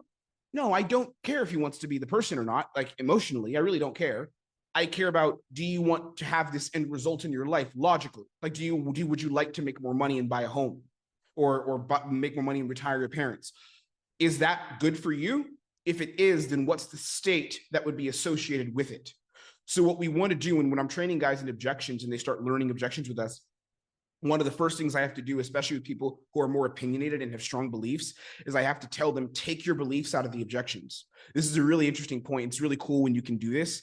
But like, and I had to do this myself because I was a coach for so long. So as a coach, I'm often trying to get people to tap into a better version of themselves. That's kind of a big part of my job.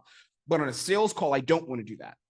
I really, on a sales call, this sounds harsh, guys, but on a sales call, I don't give like two shits whether you want to be a better person or not. I do not care. I care is the action you're going to take at the end of this call aligned with the version of you and the reality that you would like to achieve. That's all I care about. I don't care if it's good or bad. None of that matters to me.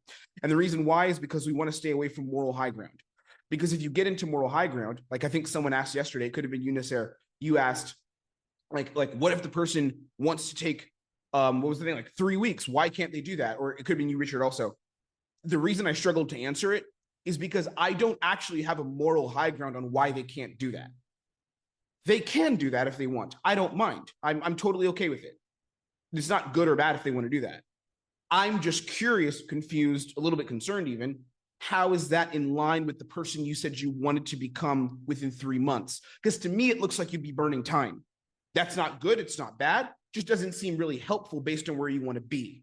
So I have no emotion. So when I handle objections, part of the reason I'm able to really cook people like crazy, and our best reps are able to do this a lot, like push hard, is because there is zero emotion in the process. There's no emotion. It's only, is this helpful? And the state you're in is just the state you're in. Is it a state that is helpful for you getting to where you want to be or not? Objectively and just logically, no emotion. So we want to take out the emotion. Don't forget this, guys, because we're going to go into some deep influence training now, but you can't put the emotion of like, it's better to be an action taker. It's not. You can do what you want. Just tell me what life you want to live, and I'm going to try to push you in a direction that's going to get you to achieve that life. Okay? Hopefully it makes sense.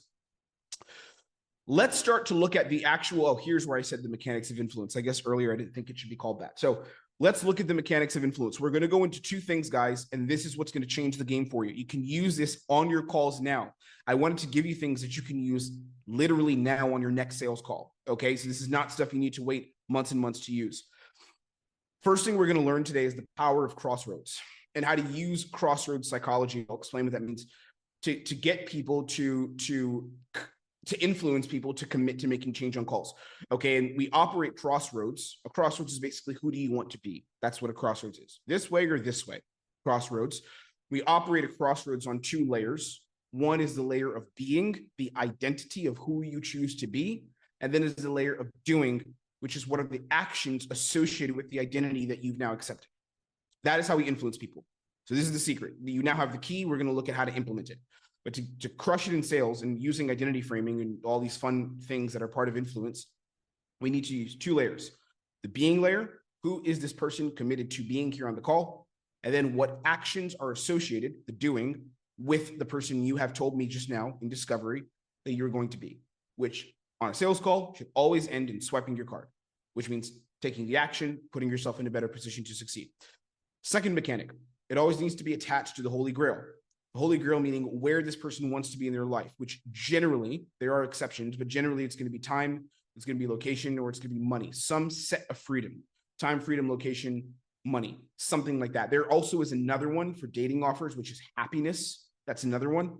And fulfillment and joy. I ran a dating offer, was selling on a dating offer for a very, very long time, like close to a year. And I struggled to still find one of these three holy grails there. It seemed still like it was more purely happiness and joy and fulfillment in life and meaning, which I believe is a fourth one. But I like three. So we'll go time, location, and money generally. But we're not going to focus on holy grail today. We're just going to focus on influence. So let's start. First layer is the being layer. And this layer is the most important one. It's more important than the action set. It's being is significantly more important because we can associate actions with who the person's going to be. So who is the person committed to being on the call? And then later, guys, I'm going to give you some scripting and tools you can use to trigger these things to influence people. But first, we need to explore, to influence someone, we need to establish who the person is committed to being. So let's say you're selling to the business owner, like B2B. Are you the business owner who does give more financial abundance and freedom to her grandchildren? Right? That is a person you are choosing to be with me on this call. Remember, a ripple in time. Go back to this. You guys should remember this. The ripple in time. So in this moment in time, they may not have been thinking all this before, but at the moment they get on the call with me, I'm going to have a conversation with them through influence strategy and influence psychology, where I'm going to get this business owner to identify as the business owner. I'm going to ask her, do you want to be the business owner who gives more financial abundance and freedom to your grandchildren? Would you like to be that person? Let's say we're selling something else like health, fitness. As a husband being, would you like to be the husband who's showing up as a more confident, alive, attractive partner and building a healthier relationship? You notice, guys, how I'm not saying anywhere in here does our program. I'm not even saying takes action. I'm not saying that either. I'm not saying the person who makes change. I'm talking about an end state. Do you want to be the husband who is, which is a state you are in? I am this person who is showing up as a more confident, alive, attractive partner, building a healthy relationship. Let's say we're talking about an offer where you help people buy back their time. A buddy of mine, Nick, he was closing on an offer where they help medical doctors, women in medicine, buy back more of their time. It's a huge market. As a mother, do you want to be the mother who is investing more in her children, seeing them grow up without outsourcing that to extended family? Let's say you talk to someone and you find out she's always having the grandparents watch her kids. That's not extended, but having other people a little bit more distant watch the kids because she's so busy working all the time. And let's say her husband is too, right? Do you want to be the mother who is at XYZ end state or XYZ Holy Grail? Let's say something else, like I said, BizOp, ecomm, or some of our stuff, people getting into high ticket sales. As a woman, as a man, do you want to be the person who has relocated to a place, to a location that feels more enjoyable to experience life on your own terms? Do you want to be that person? All of these categorizations, and I could give you 20 more of them depending on the offer, all of these categorizations are about a state of being. That's the layer that we operate under. So remember, I want you guys to see how this all connects.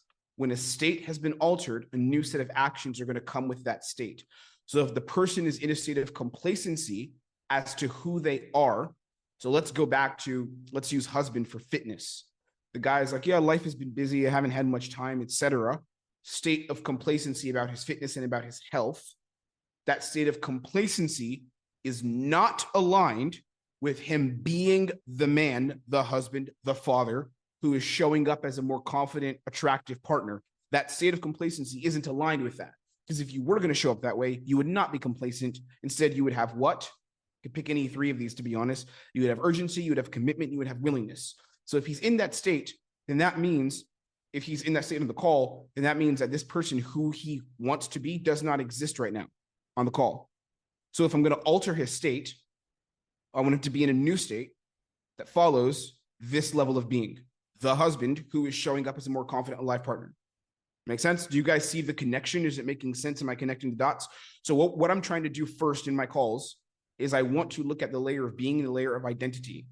Who are you choosing to be? Are you the person who has achieved XYZ Holy Grail, which means the outcome, right? Next, we have the doing layer. So first is the being layer, next is the doing. How do we get the person, and not even get them to, but we want to influence the person to step into the action set that comes with the state of being? So again, we don't start off with do the program. We don't even start off with get the mentorship. We start off with who are you going to be? If the person chooses to, it's a psychological principle called commitment and consistency bias, by the way. I should have probably put that in here. You can research it. Commitment and consistency bias. Everything I'm teaching you here comes from that school of thinking. It's when someone labels themselves as an identity, they do their best to try to fulfill that identity and stick within it. The book Psycho-Cybernetics talks a lot about doing this to yourself and treating your life as a constant commitment and consistency bias, basically, to hack your way to performance and success. That is what I'm teaching you here, to do this on your prospects. So being layer, the second is the doing layer. How do we get this person, how do we influence them to step into the action set that comes with the state of being? Okay, and let's look at the parallels now. So if this woman, as a business owner, has said, I'm going to be the person who gets financial abundance for myself, for my grandchildren, because that's the legacy I want to leave behind, then she would scale the business and get the right ad strategy. Let's say it's an ads agency you're closing for. Husband, father, I've decided as a husband, as a father, that I am going to show up as I am the person who is going to show up as more confident, more alive, attractive to my partner, and I'm going to build a healthier relationship.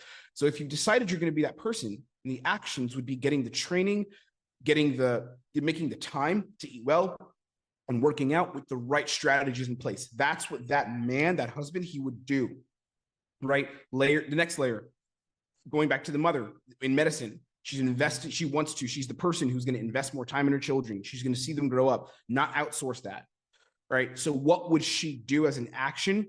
She would buy back her time and she would work less hours in the hospital. She would find a way to manage her time better while maybe maintaining the same level of income, which is, there's an offer like that helps people do that in medicine, right? Look at the person, the woman or man who wants to get into ecomm, right? I've identified that I'm going to be the person who's relocated to a place that feels much more enjoyable so I can experience life on my own terms. What would the action set be?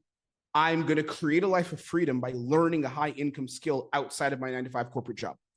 That's the action that goes with the state of being that you have committed to doing on this call, committed to being on this call. Okay. What we're trying to do here, this is the mechanics of influence, as the title of this section is. We're trying to get this person and influence them to act as the person that is already in the end state. So we're not trying them to get them to go against anything. That's where sales becomes hard. Like, just do this thing. We're trying to get them to act as the person that they have said they already want to be, but just do it now and don't delay it and put it off till later. Now let's have some fun. I mean, it's been fun previously, but let's have more fun. We're going to look at the tools. We're going to look at the structures, the strategies that actually cause influence. There's a theme here that you're going to see from this section. A 3-part trifecta where you and the prospect have to work together to make this happen. And here now, since we're going to get into the actions, what to do, what to say, all that stuff, this is now where frame becomes important. So again, I'm very sure some of you are watching this, and this is going to be the most technical training we'll go into, and you're going to love this section because this is going to have all kinds of tricks and tips and tricks and all that stuff, right? Tips and tricks, kind of. But I'm telling you, if the other stuff we went through yesterday, you don't implement, this will fall flat on its face and it will not work. It's just not going to work because prospects will see through it. Okay? So let's go through it. Awareness, alignment, and action. Those are the themes. We're going to need this from the prospect. We're going to need this from ourselves. We're going to need our own state to be in check. Remember the internal congruency we talked about yesterday, our own frame that has to be set through the entire call. We need to be aware. We need to be aligned with what we are selling. We need to be in a state ourselves of willingness and wanting to take action.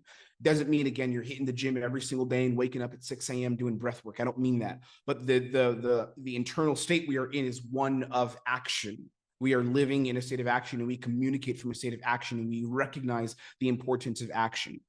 Okay, here's a couple of best practices when it comes to these tools and structures. First things first, the prospect has to be aware of their own state for them to be influenced. Okay, so if your prospect is in a state of complacency or non-awareness or resistance, you will not be able to influence them.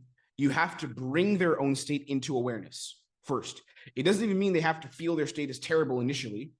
We can get there, but it doesn't mean that has to happen first. But there has to be some level of awareness of my state and how I'm not where I want to be. So I'll give you guys some scripting we use. One of the easiest ways to do this, let's say that you're selling ecomm. We'll just keep using that as a classic offer. You would ask them where they want to be versus where they are now. So John, in terms of bringing, I'm role playing, kind of scripting here. In terms of the money you want to bring in with ecomm, where is that? Let's say over the next 6 months, where do you want to be? What would that look like month over month for you? Maybe the person sometimes doesn't know, but generally people say, 10, 15K per month. Okay. And what are you bringing in now then from the 9 to 5? Where is that now?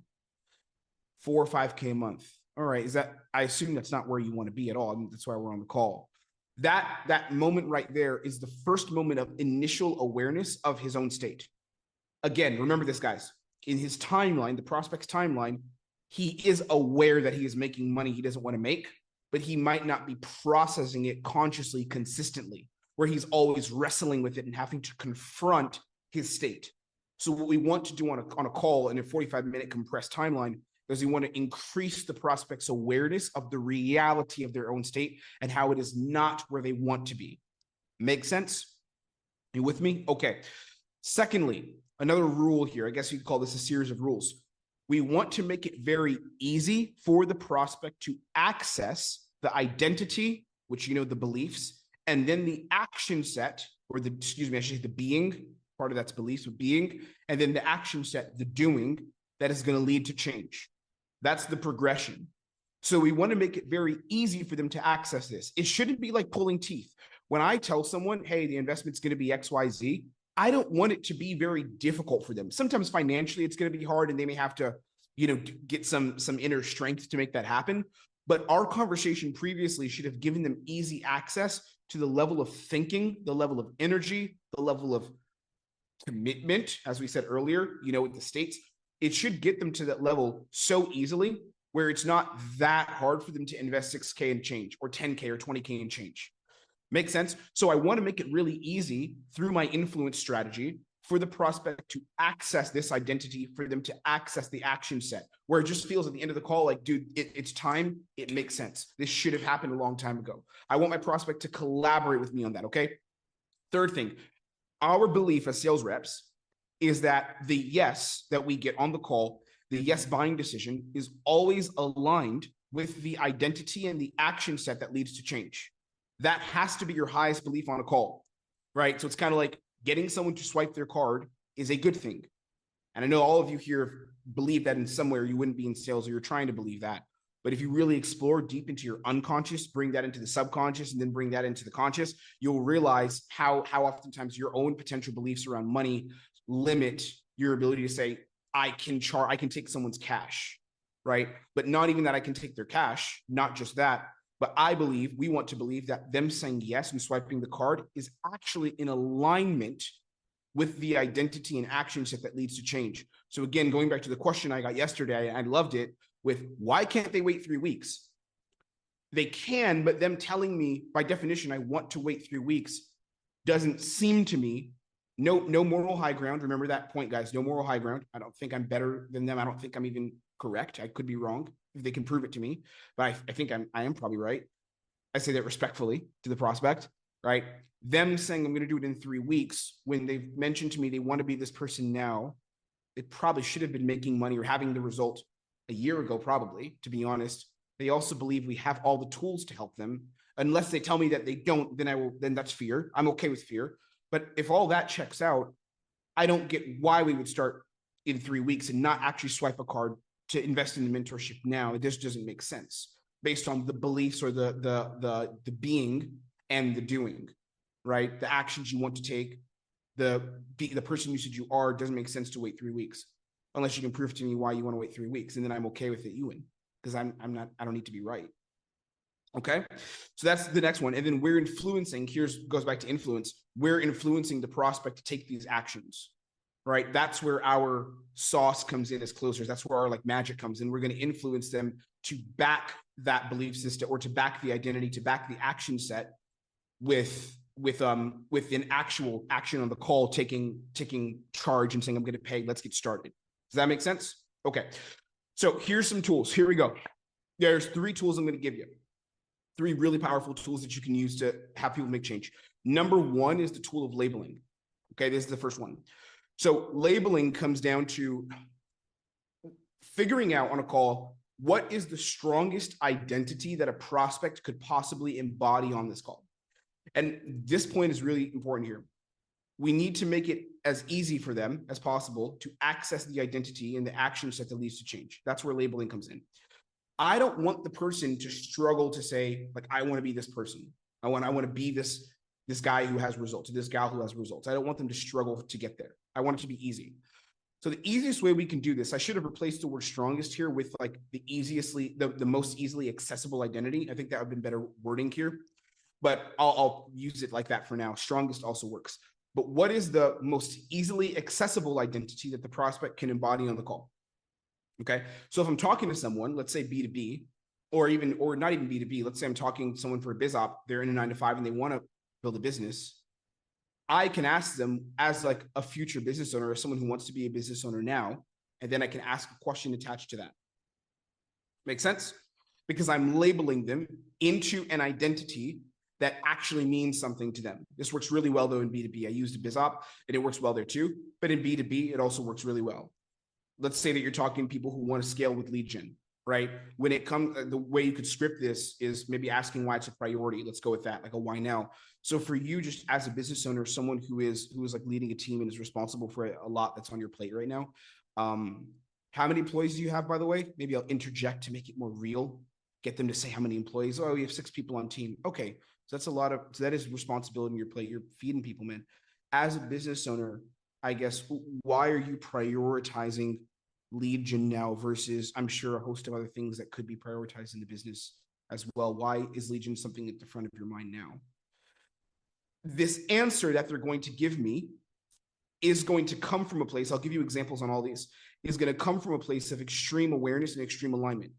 So now when he answers the question, because I have categorized him and placed him with the label of business owner, and I've done that very strongly with my energy. You should remember this yesterday from framing, because I talked about it, with my energy and the way I deliver it, my tone, my delivery, the way I speak, my body language, all of that. He is now categorizing himself more strongly as a business owner on the call. So whatever answer he gives me is contributing to what a business owner like him would do, who a business owner like him would be. Make sense? Let's say that I go fitness. We talk about the guy from earlier, the little example we were giving. And I ask him, let's say I ask him a question like, let's say I ask him, this is interesting because I don't want to do another why now. This happens a lot during why nows. That's a big one. But let's say I go a consequence. Let's go with that one. And I ask him, this is the way I would do it. You're a husband, man. And you, I think being a husband comes with a lot of responsibility, just, for your relationship, for you as a partner, potentially soon to be as a father, which is something you mentioned you want to do. What's your downside to sticking at the current weight you're at now without having the growth, without taking charge of your fitness, without taking charge of your health and giving that version of yourself to your partner and to your future family? Like, what's your downside? That question now hits because I didn't say, what happens if nothing changes? Which is, I've categorized him as a husband, and I've placed a significant amount of weight on the identity of husband. So now his answer is going to fall into the label of husband, which means that it means a lot more because there's an identity attached to it. There's like crazy game I'm giving you guys, some crazy shit. Let's go back to grandmother. Remember this? The grandma who's running the business and wants to scale up. I don't know what business she'd be running, but the little example we were using earlier, the case study. Let's say grandma's running an education business, helping teachers connect more with their students and be better. Let's say she used to be a teacher and she helps teachers be better, educators, mentors, leaders, and she's passionate about it. But she wants to make money. She's so passionate about it, but she wants to make more money. How do we talk to this grandmother? Let's say I wanted to ask her a question about what drives her. That's not really in scripting, but I ask people that oftentimes. And I'll give you guys some of that later too. Let's say I asked her that question. I would do it like this. Let's say her name is Mary. I'm curious, Mary, something that pops up to me is just what's driving you right now? Because you have so many reasons to do this, of course, so many, but I'm curious what the biggest one is.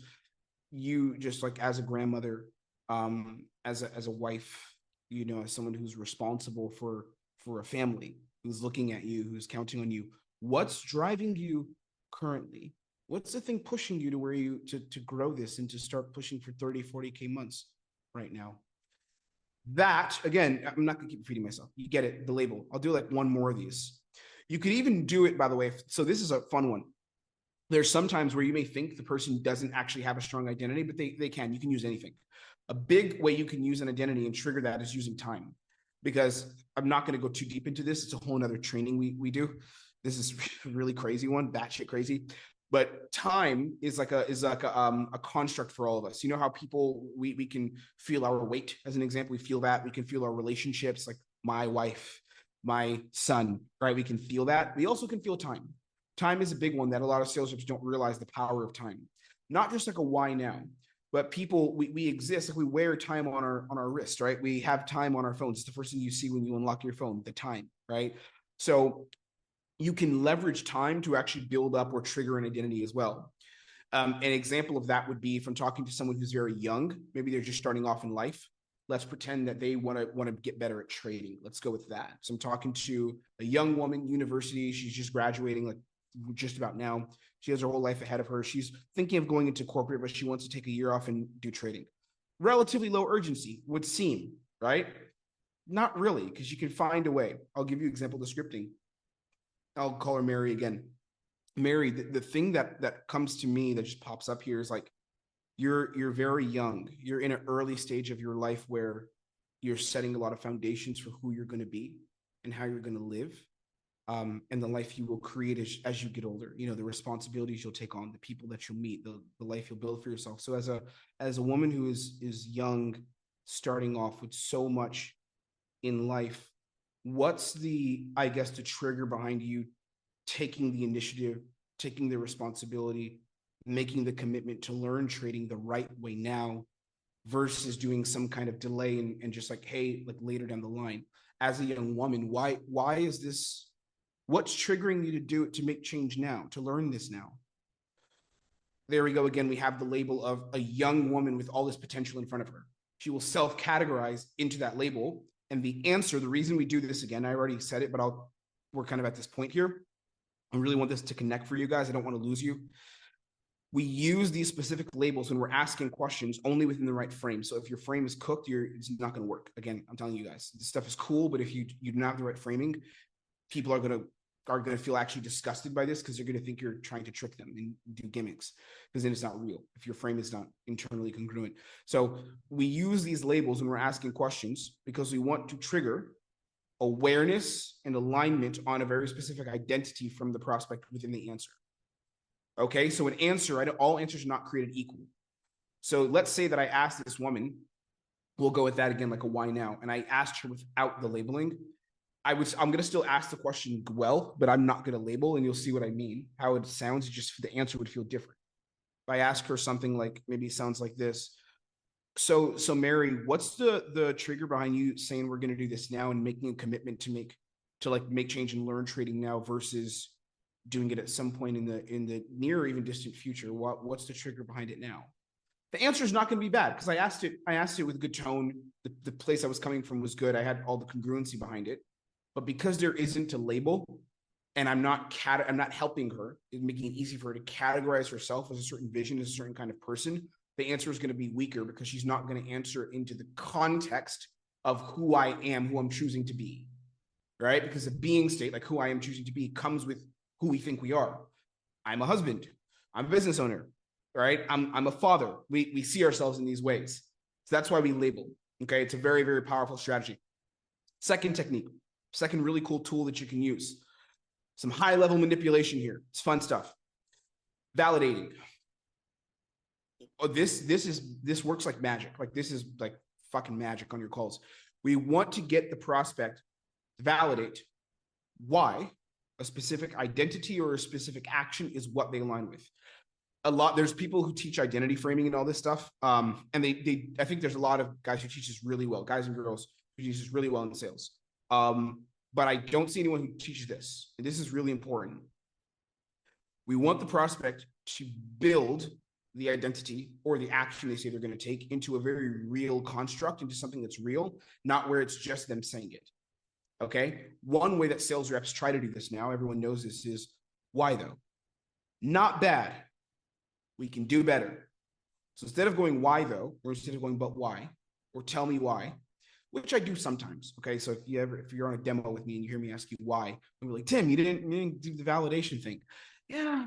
Okay. Well, I do a lot of other things right. Sometimes it's not so serious, but generally I want my prospects to validate who they're going to be. Okay. And this is what we use. We use these 4 categories. Thoughts. What was the thought process behind what you've just told me? Okay. So if someone says, going back to that old example of, they had said they want to take 3 weeks. The reason that shouldn't happen, or the reason it doesn't make sense, is because I'm going to have them in discovery give me the thought process behind not needing to take more time. Because if they just tell me, yeah, I'm ready now. Why are you ready? Because I'm an action taker. Okay, that's one layer. But the better layer is, what are the thoughts behind you being ready? Are the thoughts behind you being the person who is ready? You see, guys, how it's all coming together? So here's the thoughts. The way I want to ask this is, what was the thought process behind that? So let's say that we go back to, let's say the girl in university has her whole life ahead of her. She's going to take off university for a year. She said she wants to learn trading. And I asked her what was the trigger behind her saying, yeah, let's do it now and not put this off. And she says, well, I'm just realizing how precious time is. And I think that I don't want to waste any time in my life. I want to be the person I want to kind of learn these skills because I spent so much time in university, felt like I didn't get really what I expected. And now I want to make up for that lost time. Amazing answer. That's an awesome answer, right? But it's not enough for me to just say, cool.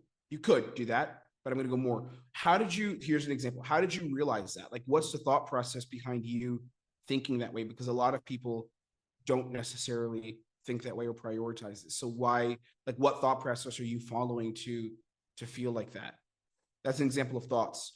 You could do it as well with drivers. What is the main driver behind that? I use this a lot in my scripting. I use this a lot all the time. What's the driver behind you doing X? A lot of times I'll do this with people who have family and there's something bigger than them that's driving them, AKA grandma example, right? Or I have there's a client I'm coaching and he works on an offer where they sell land flipping. They coach people on it's like a very cool offer in the UK. They help people do land flipping. And it's a lot of people that are a bit more mature. They've got some years there in their like mid to late 40s, sometimes even 50s. They're close to retirement and they want to leave a legacy. So I've given him, his name is Ecomm. He's on our YouTube channel, actually. It's a 5-figure a month closer. And when we train, he works a lot and we're working on the drivers. How do you get people to identify more strongly or build up an identity more strongly with their drivers, right? So how he asks this, I won't do his English accent, but he has a very gentlemanly accent to my American ears.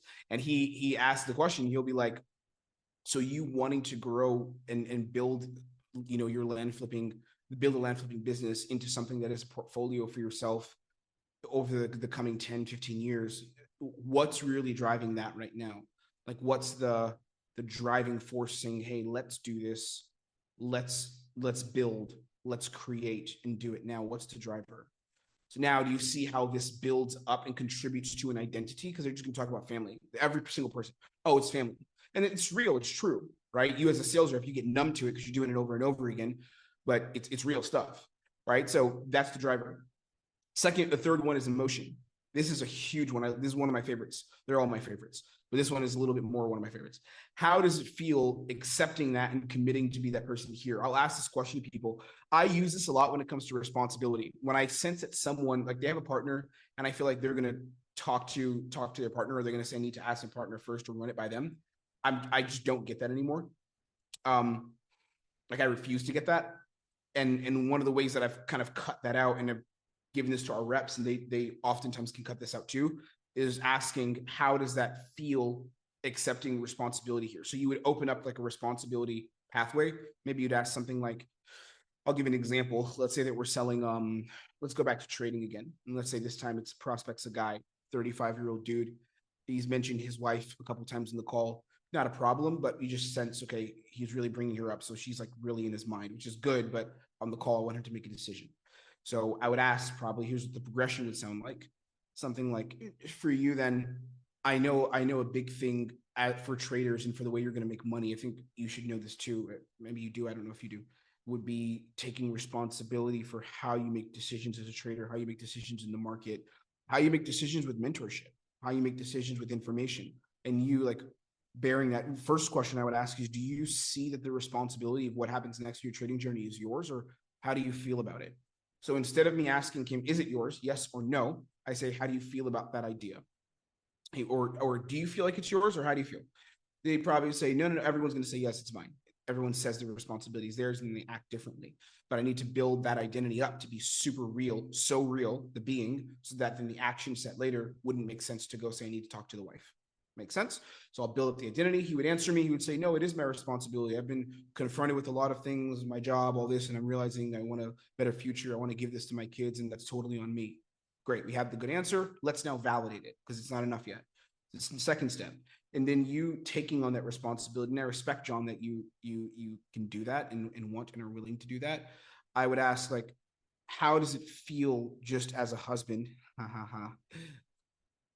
How does it feel as a husband, as a father, taking the responsibility on for just what happens next in your life and saying that this is on me, like what happens now, whether I fail, whether I succeed, how does it feel sitting with that responsibility here and knowing that affects what happens in your trading career?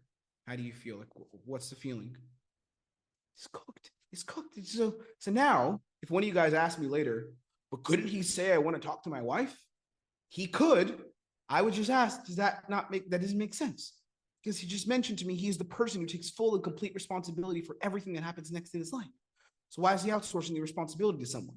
You guys see? You see what I mean? You see, there's no moral high ground. It's not like better or worse. It's just sales. It's just, this is the person you said you're going to be. So let's back it with actions now. Last one, timelines. Timelines is fun too. Timeline, what changed from then until now, right? What was the change? What was the pivot from then, those circumstances until now? And I like this one a lot. The next point will explain this more, the next slide. But people, again, I said this earlier, they live on timelines. You're always comparing your life to a timeline. People do this on New Year's, right? This year I want to do X, Y, Z. So as a sales rep, you want to use time in your favor to influence people. And I'll ask people, let's say that I got someone, let's stick with this trading guy.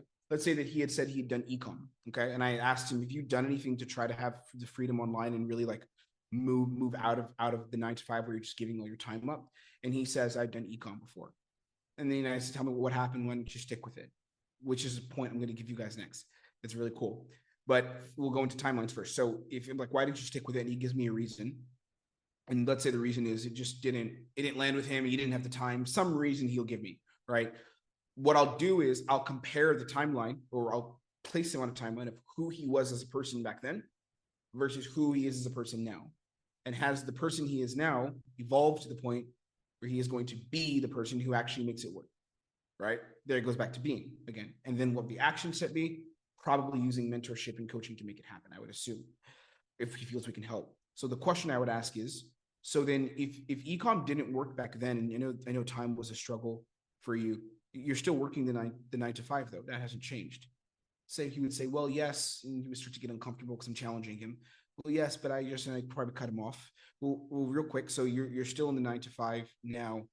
What changed in terms of your mentality to realize you can have success or kind of start pursuing freedom? What changed from what was happening back then until now? Because can you explain that to me? So now whatever he tells me, it's going to be positive, of course, and why he's ready now. And he's going to build up an identity. And probably whatever he tells me, I'm going to stack on a drive, or I'm going to stack on an emotion, or I'm going to stack on a thought to it, right? To make it more real and validate it even more strongly. This is how you just don't get objections. You will get objections sometimes, like you'll get concerns, but this is how you really just clean house as a closer. It's very diabolical shit. And what this does when you validate correctly or get people to validate is it places prospects' answers into stronger context.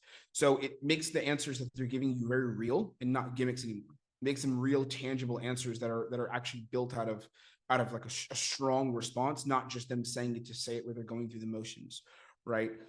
So the last stage and the third one, then I'm going to open up for questions, is challenging. This is the last one. There's a lot on this page. I probably should have broken it into 2. Stay present, guys. Don't just start reading everything to get ahead, okay? Stay present. So the third strategy is challenging people.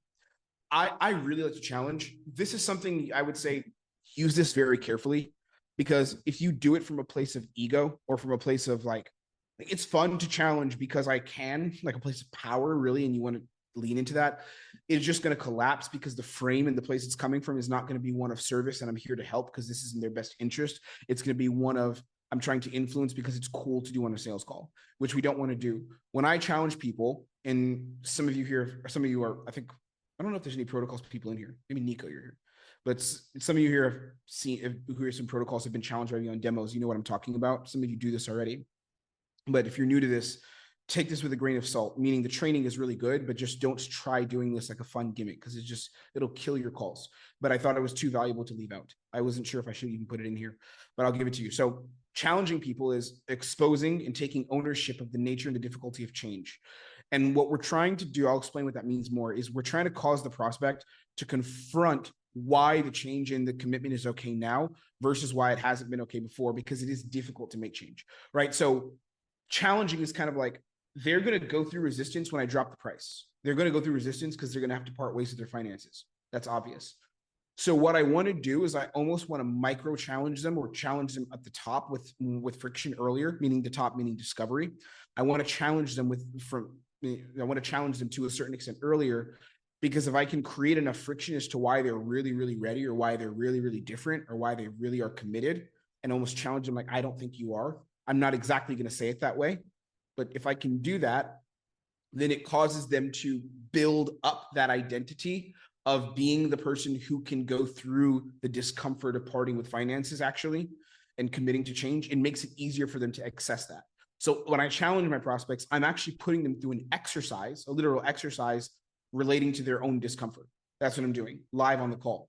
I do this actually when I'm coaching people, but I can have more fun doing it when I'm coaching, because I actually like deeply care about the end outcome long term. When I'm selling people, I just care about getting paid. Sounds terrible. When I'm running protocols, I care about the whole thing because I'm delivering too, right? That as a sales rep, like I told you guys earlier, if you're a coach, Chris, right, you're a coach here, and some of these people are coaches, you have to trick yourself into, I just care about the outcome of getting paid. And then once they swipe that card, if you're coaching them, I'm going to change your whole life and we're going to ride to the moon together. But before that, I just want your money, nothing else. Okay. So that's how I think on a sales call. So here's what it looks like, the kind of the mechanics of challenging someone. The first one entry point to that would be, why is it that change hasn't been made previously? This is not always the case. Sometimes people have tried and they have a good reason for why they didn't have success. But sometimes I am going to question why they haven't changed before. So especially if I get someone who's been in a certain situation for several years without having made change, oftentimes this will happen with prospects that have a bit more age on them, people who have been in one position without any growth. A lot of people that are in 9-to-5s and have been living a very comfortable life without any growth or self-improvement or access to better things in life. I'll ask them, I'll say, I'm confused. You've been in the job 15 years. Why is it that you haven't broke out yet? Because I assume you've wanted freedom for a while. Have you not? Yeah, I wanted freedom. Why haven't you broken out yet? What's been going on? And they'll give excuses and things like that. And then we'll have a battle there. Well, not a battle, but I'll have to dialogue with them on it. Another one is asking them why they're willing to commit to a path of more resistance. This is a great one, because what I'll do is I'll tell prospects, I do this actually for protocol sales all the time. And it's pretty easy because I do it on YouTube. I do it live on my videos. Actually, this is a technique that I'm doing in my YouTube videos, and it's true. I'm not lying. It's not a gimmick, right? What I literally will do is I'll tell the person, this path you're about to take is very, very difficult in almost anything they do, depending on the offer. If it's like a B2B offer where our job is to make their life more easier, I probably won't use this because it wouldn't make sense, because our job is to not have them have more resistance. But almost every other offer, health offers, biz ops for earning money, skill offers where you learn a skill like trading or like sales, you can always use this. Why is it that you're willing or wanting or committed to going down a path that is hard, that most people fail at? Because a lot of people wouldn't want to, and I would dare say a lot of people shouldn't. So why is it that it's something you're willing to do? It's interesting to me. You know what else I'll add in there, guys? Labeling. And I could do validating. I'll show you how the whole thing would sound. Like, let's say I'm selling a trading offer and some guy's been doing trading for 6 months and he wants to take it really seriously. He was in the low ticket community we had, let's pretend, and we're on an upsell call. I'd ask him, I'd say, well, Jeff, you want to dive in and, learn trading the right way, have the kind of mentorship, which, is why we're on the call. I just want you to understand that this whole game is not easy, and it's very, very up and down. And a lot of people give up. A lot of people are frustrated by it. And a lot of people don't achieve what they want. When we help them, they have a much better chance, and a lot of our clients do. But a lot of people, you're just in the markets, lose, man. I know you're a husband. You have a lot of responsibilities on your plate. You're going through life looking for freedom right now. It's been 10 years in the job. You have been comfortable. Why is it that you're leaning into this kind of resistance now, or this kind of challenge, I should say, not resistance, this challenge now of learning how to trade properly at this age? Like, I add a little more sauce on top, guys, just to give you the example. I probably wouldn't add that much in, but you get the idea. That question sits so powerfully because I'm labeling them. I'm going through whatever drives, not drives, but like I'm labeling him. I'm going through I'm asking him to kind of like validate what's coming up for him. Why? What's the reason? What are the thought process? Right. Another way to challenge is, why is the prospect willing to think, to act, and be different to previous behaviors and actions? Why are they willing to be a different person? This goes back to the being state. Remember, we talked about being, who they're going to be, and then what actions are attached. This is the being layer. Why are they willing to think, to act and be a different person than they had been previously. So I'll use this again with, let's go B2B. That's a fun one. That's a little more tough. Let's say B2B example, I'm selling lead gen. We'll stick with that one. Guy's doing 20K a month. He wants to grow up to 100. I would ask him, and let's say he hasn't worked with an agency before. We're an agency. One thing that I would ask you, Josh, is like, you're here looking at lead gen and wanting to put systems in place right now to grow and scale the business rapidly. The thinking required as a business owner to work with an agency and to put these systems in place is a lot different than how you previously have been doing things, which has been referrals, which has been just very comfortable, organic. Why are we changing up now? Like what's changing in terms of your thinking as a business owner, as a leader for your company now versus what's happened before? Again, the question is just going to smack. It's going to be elite. It's going to be ridiculously powerful.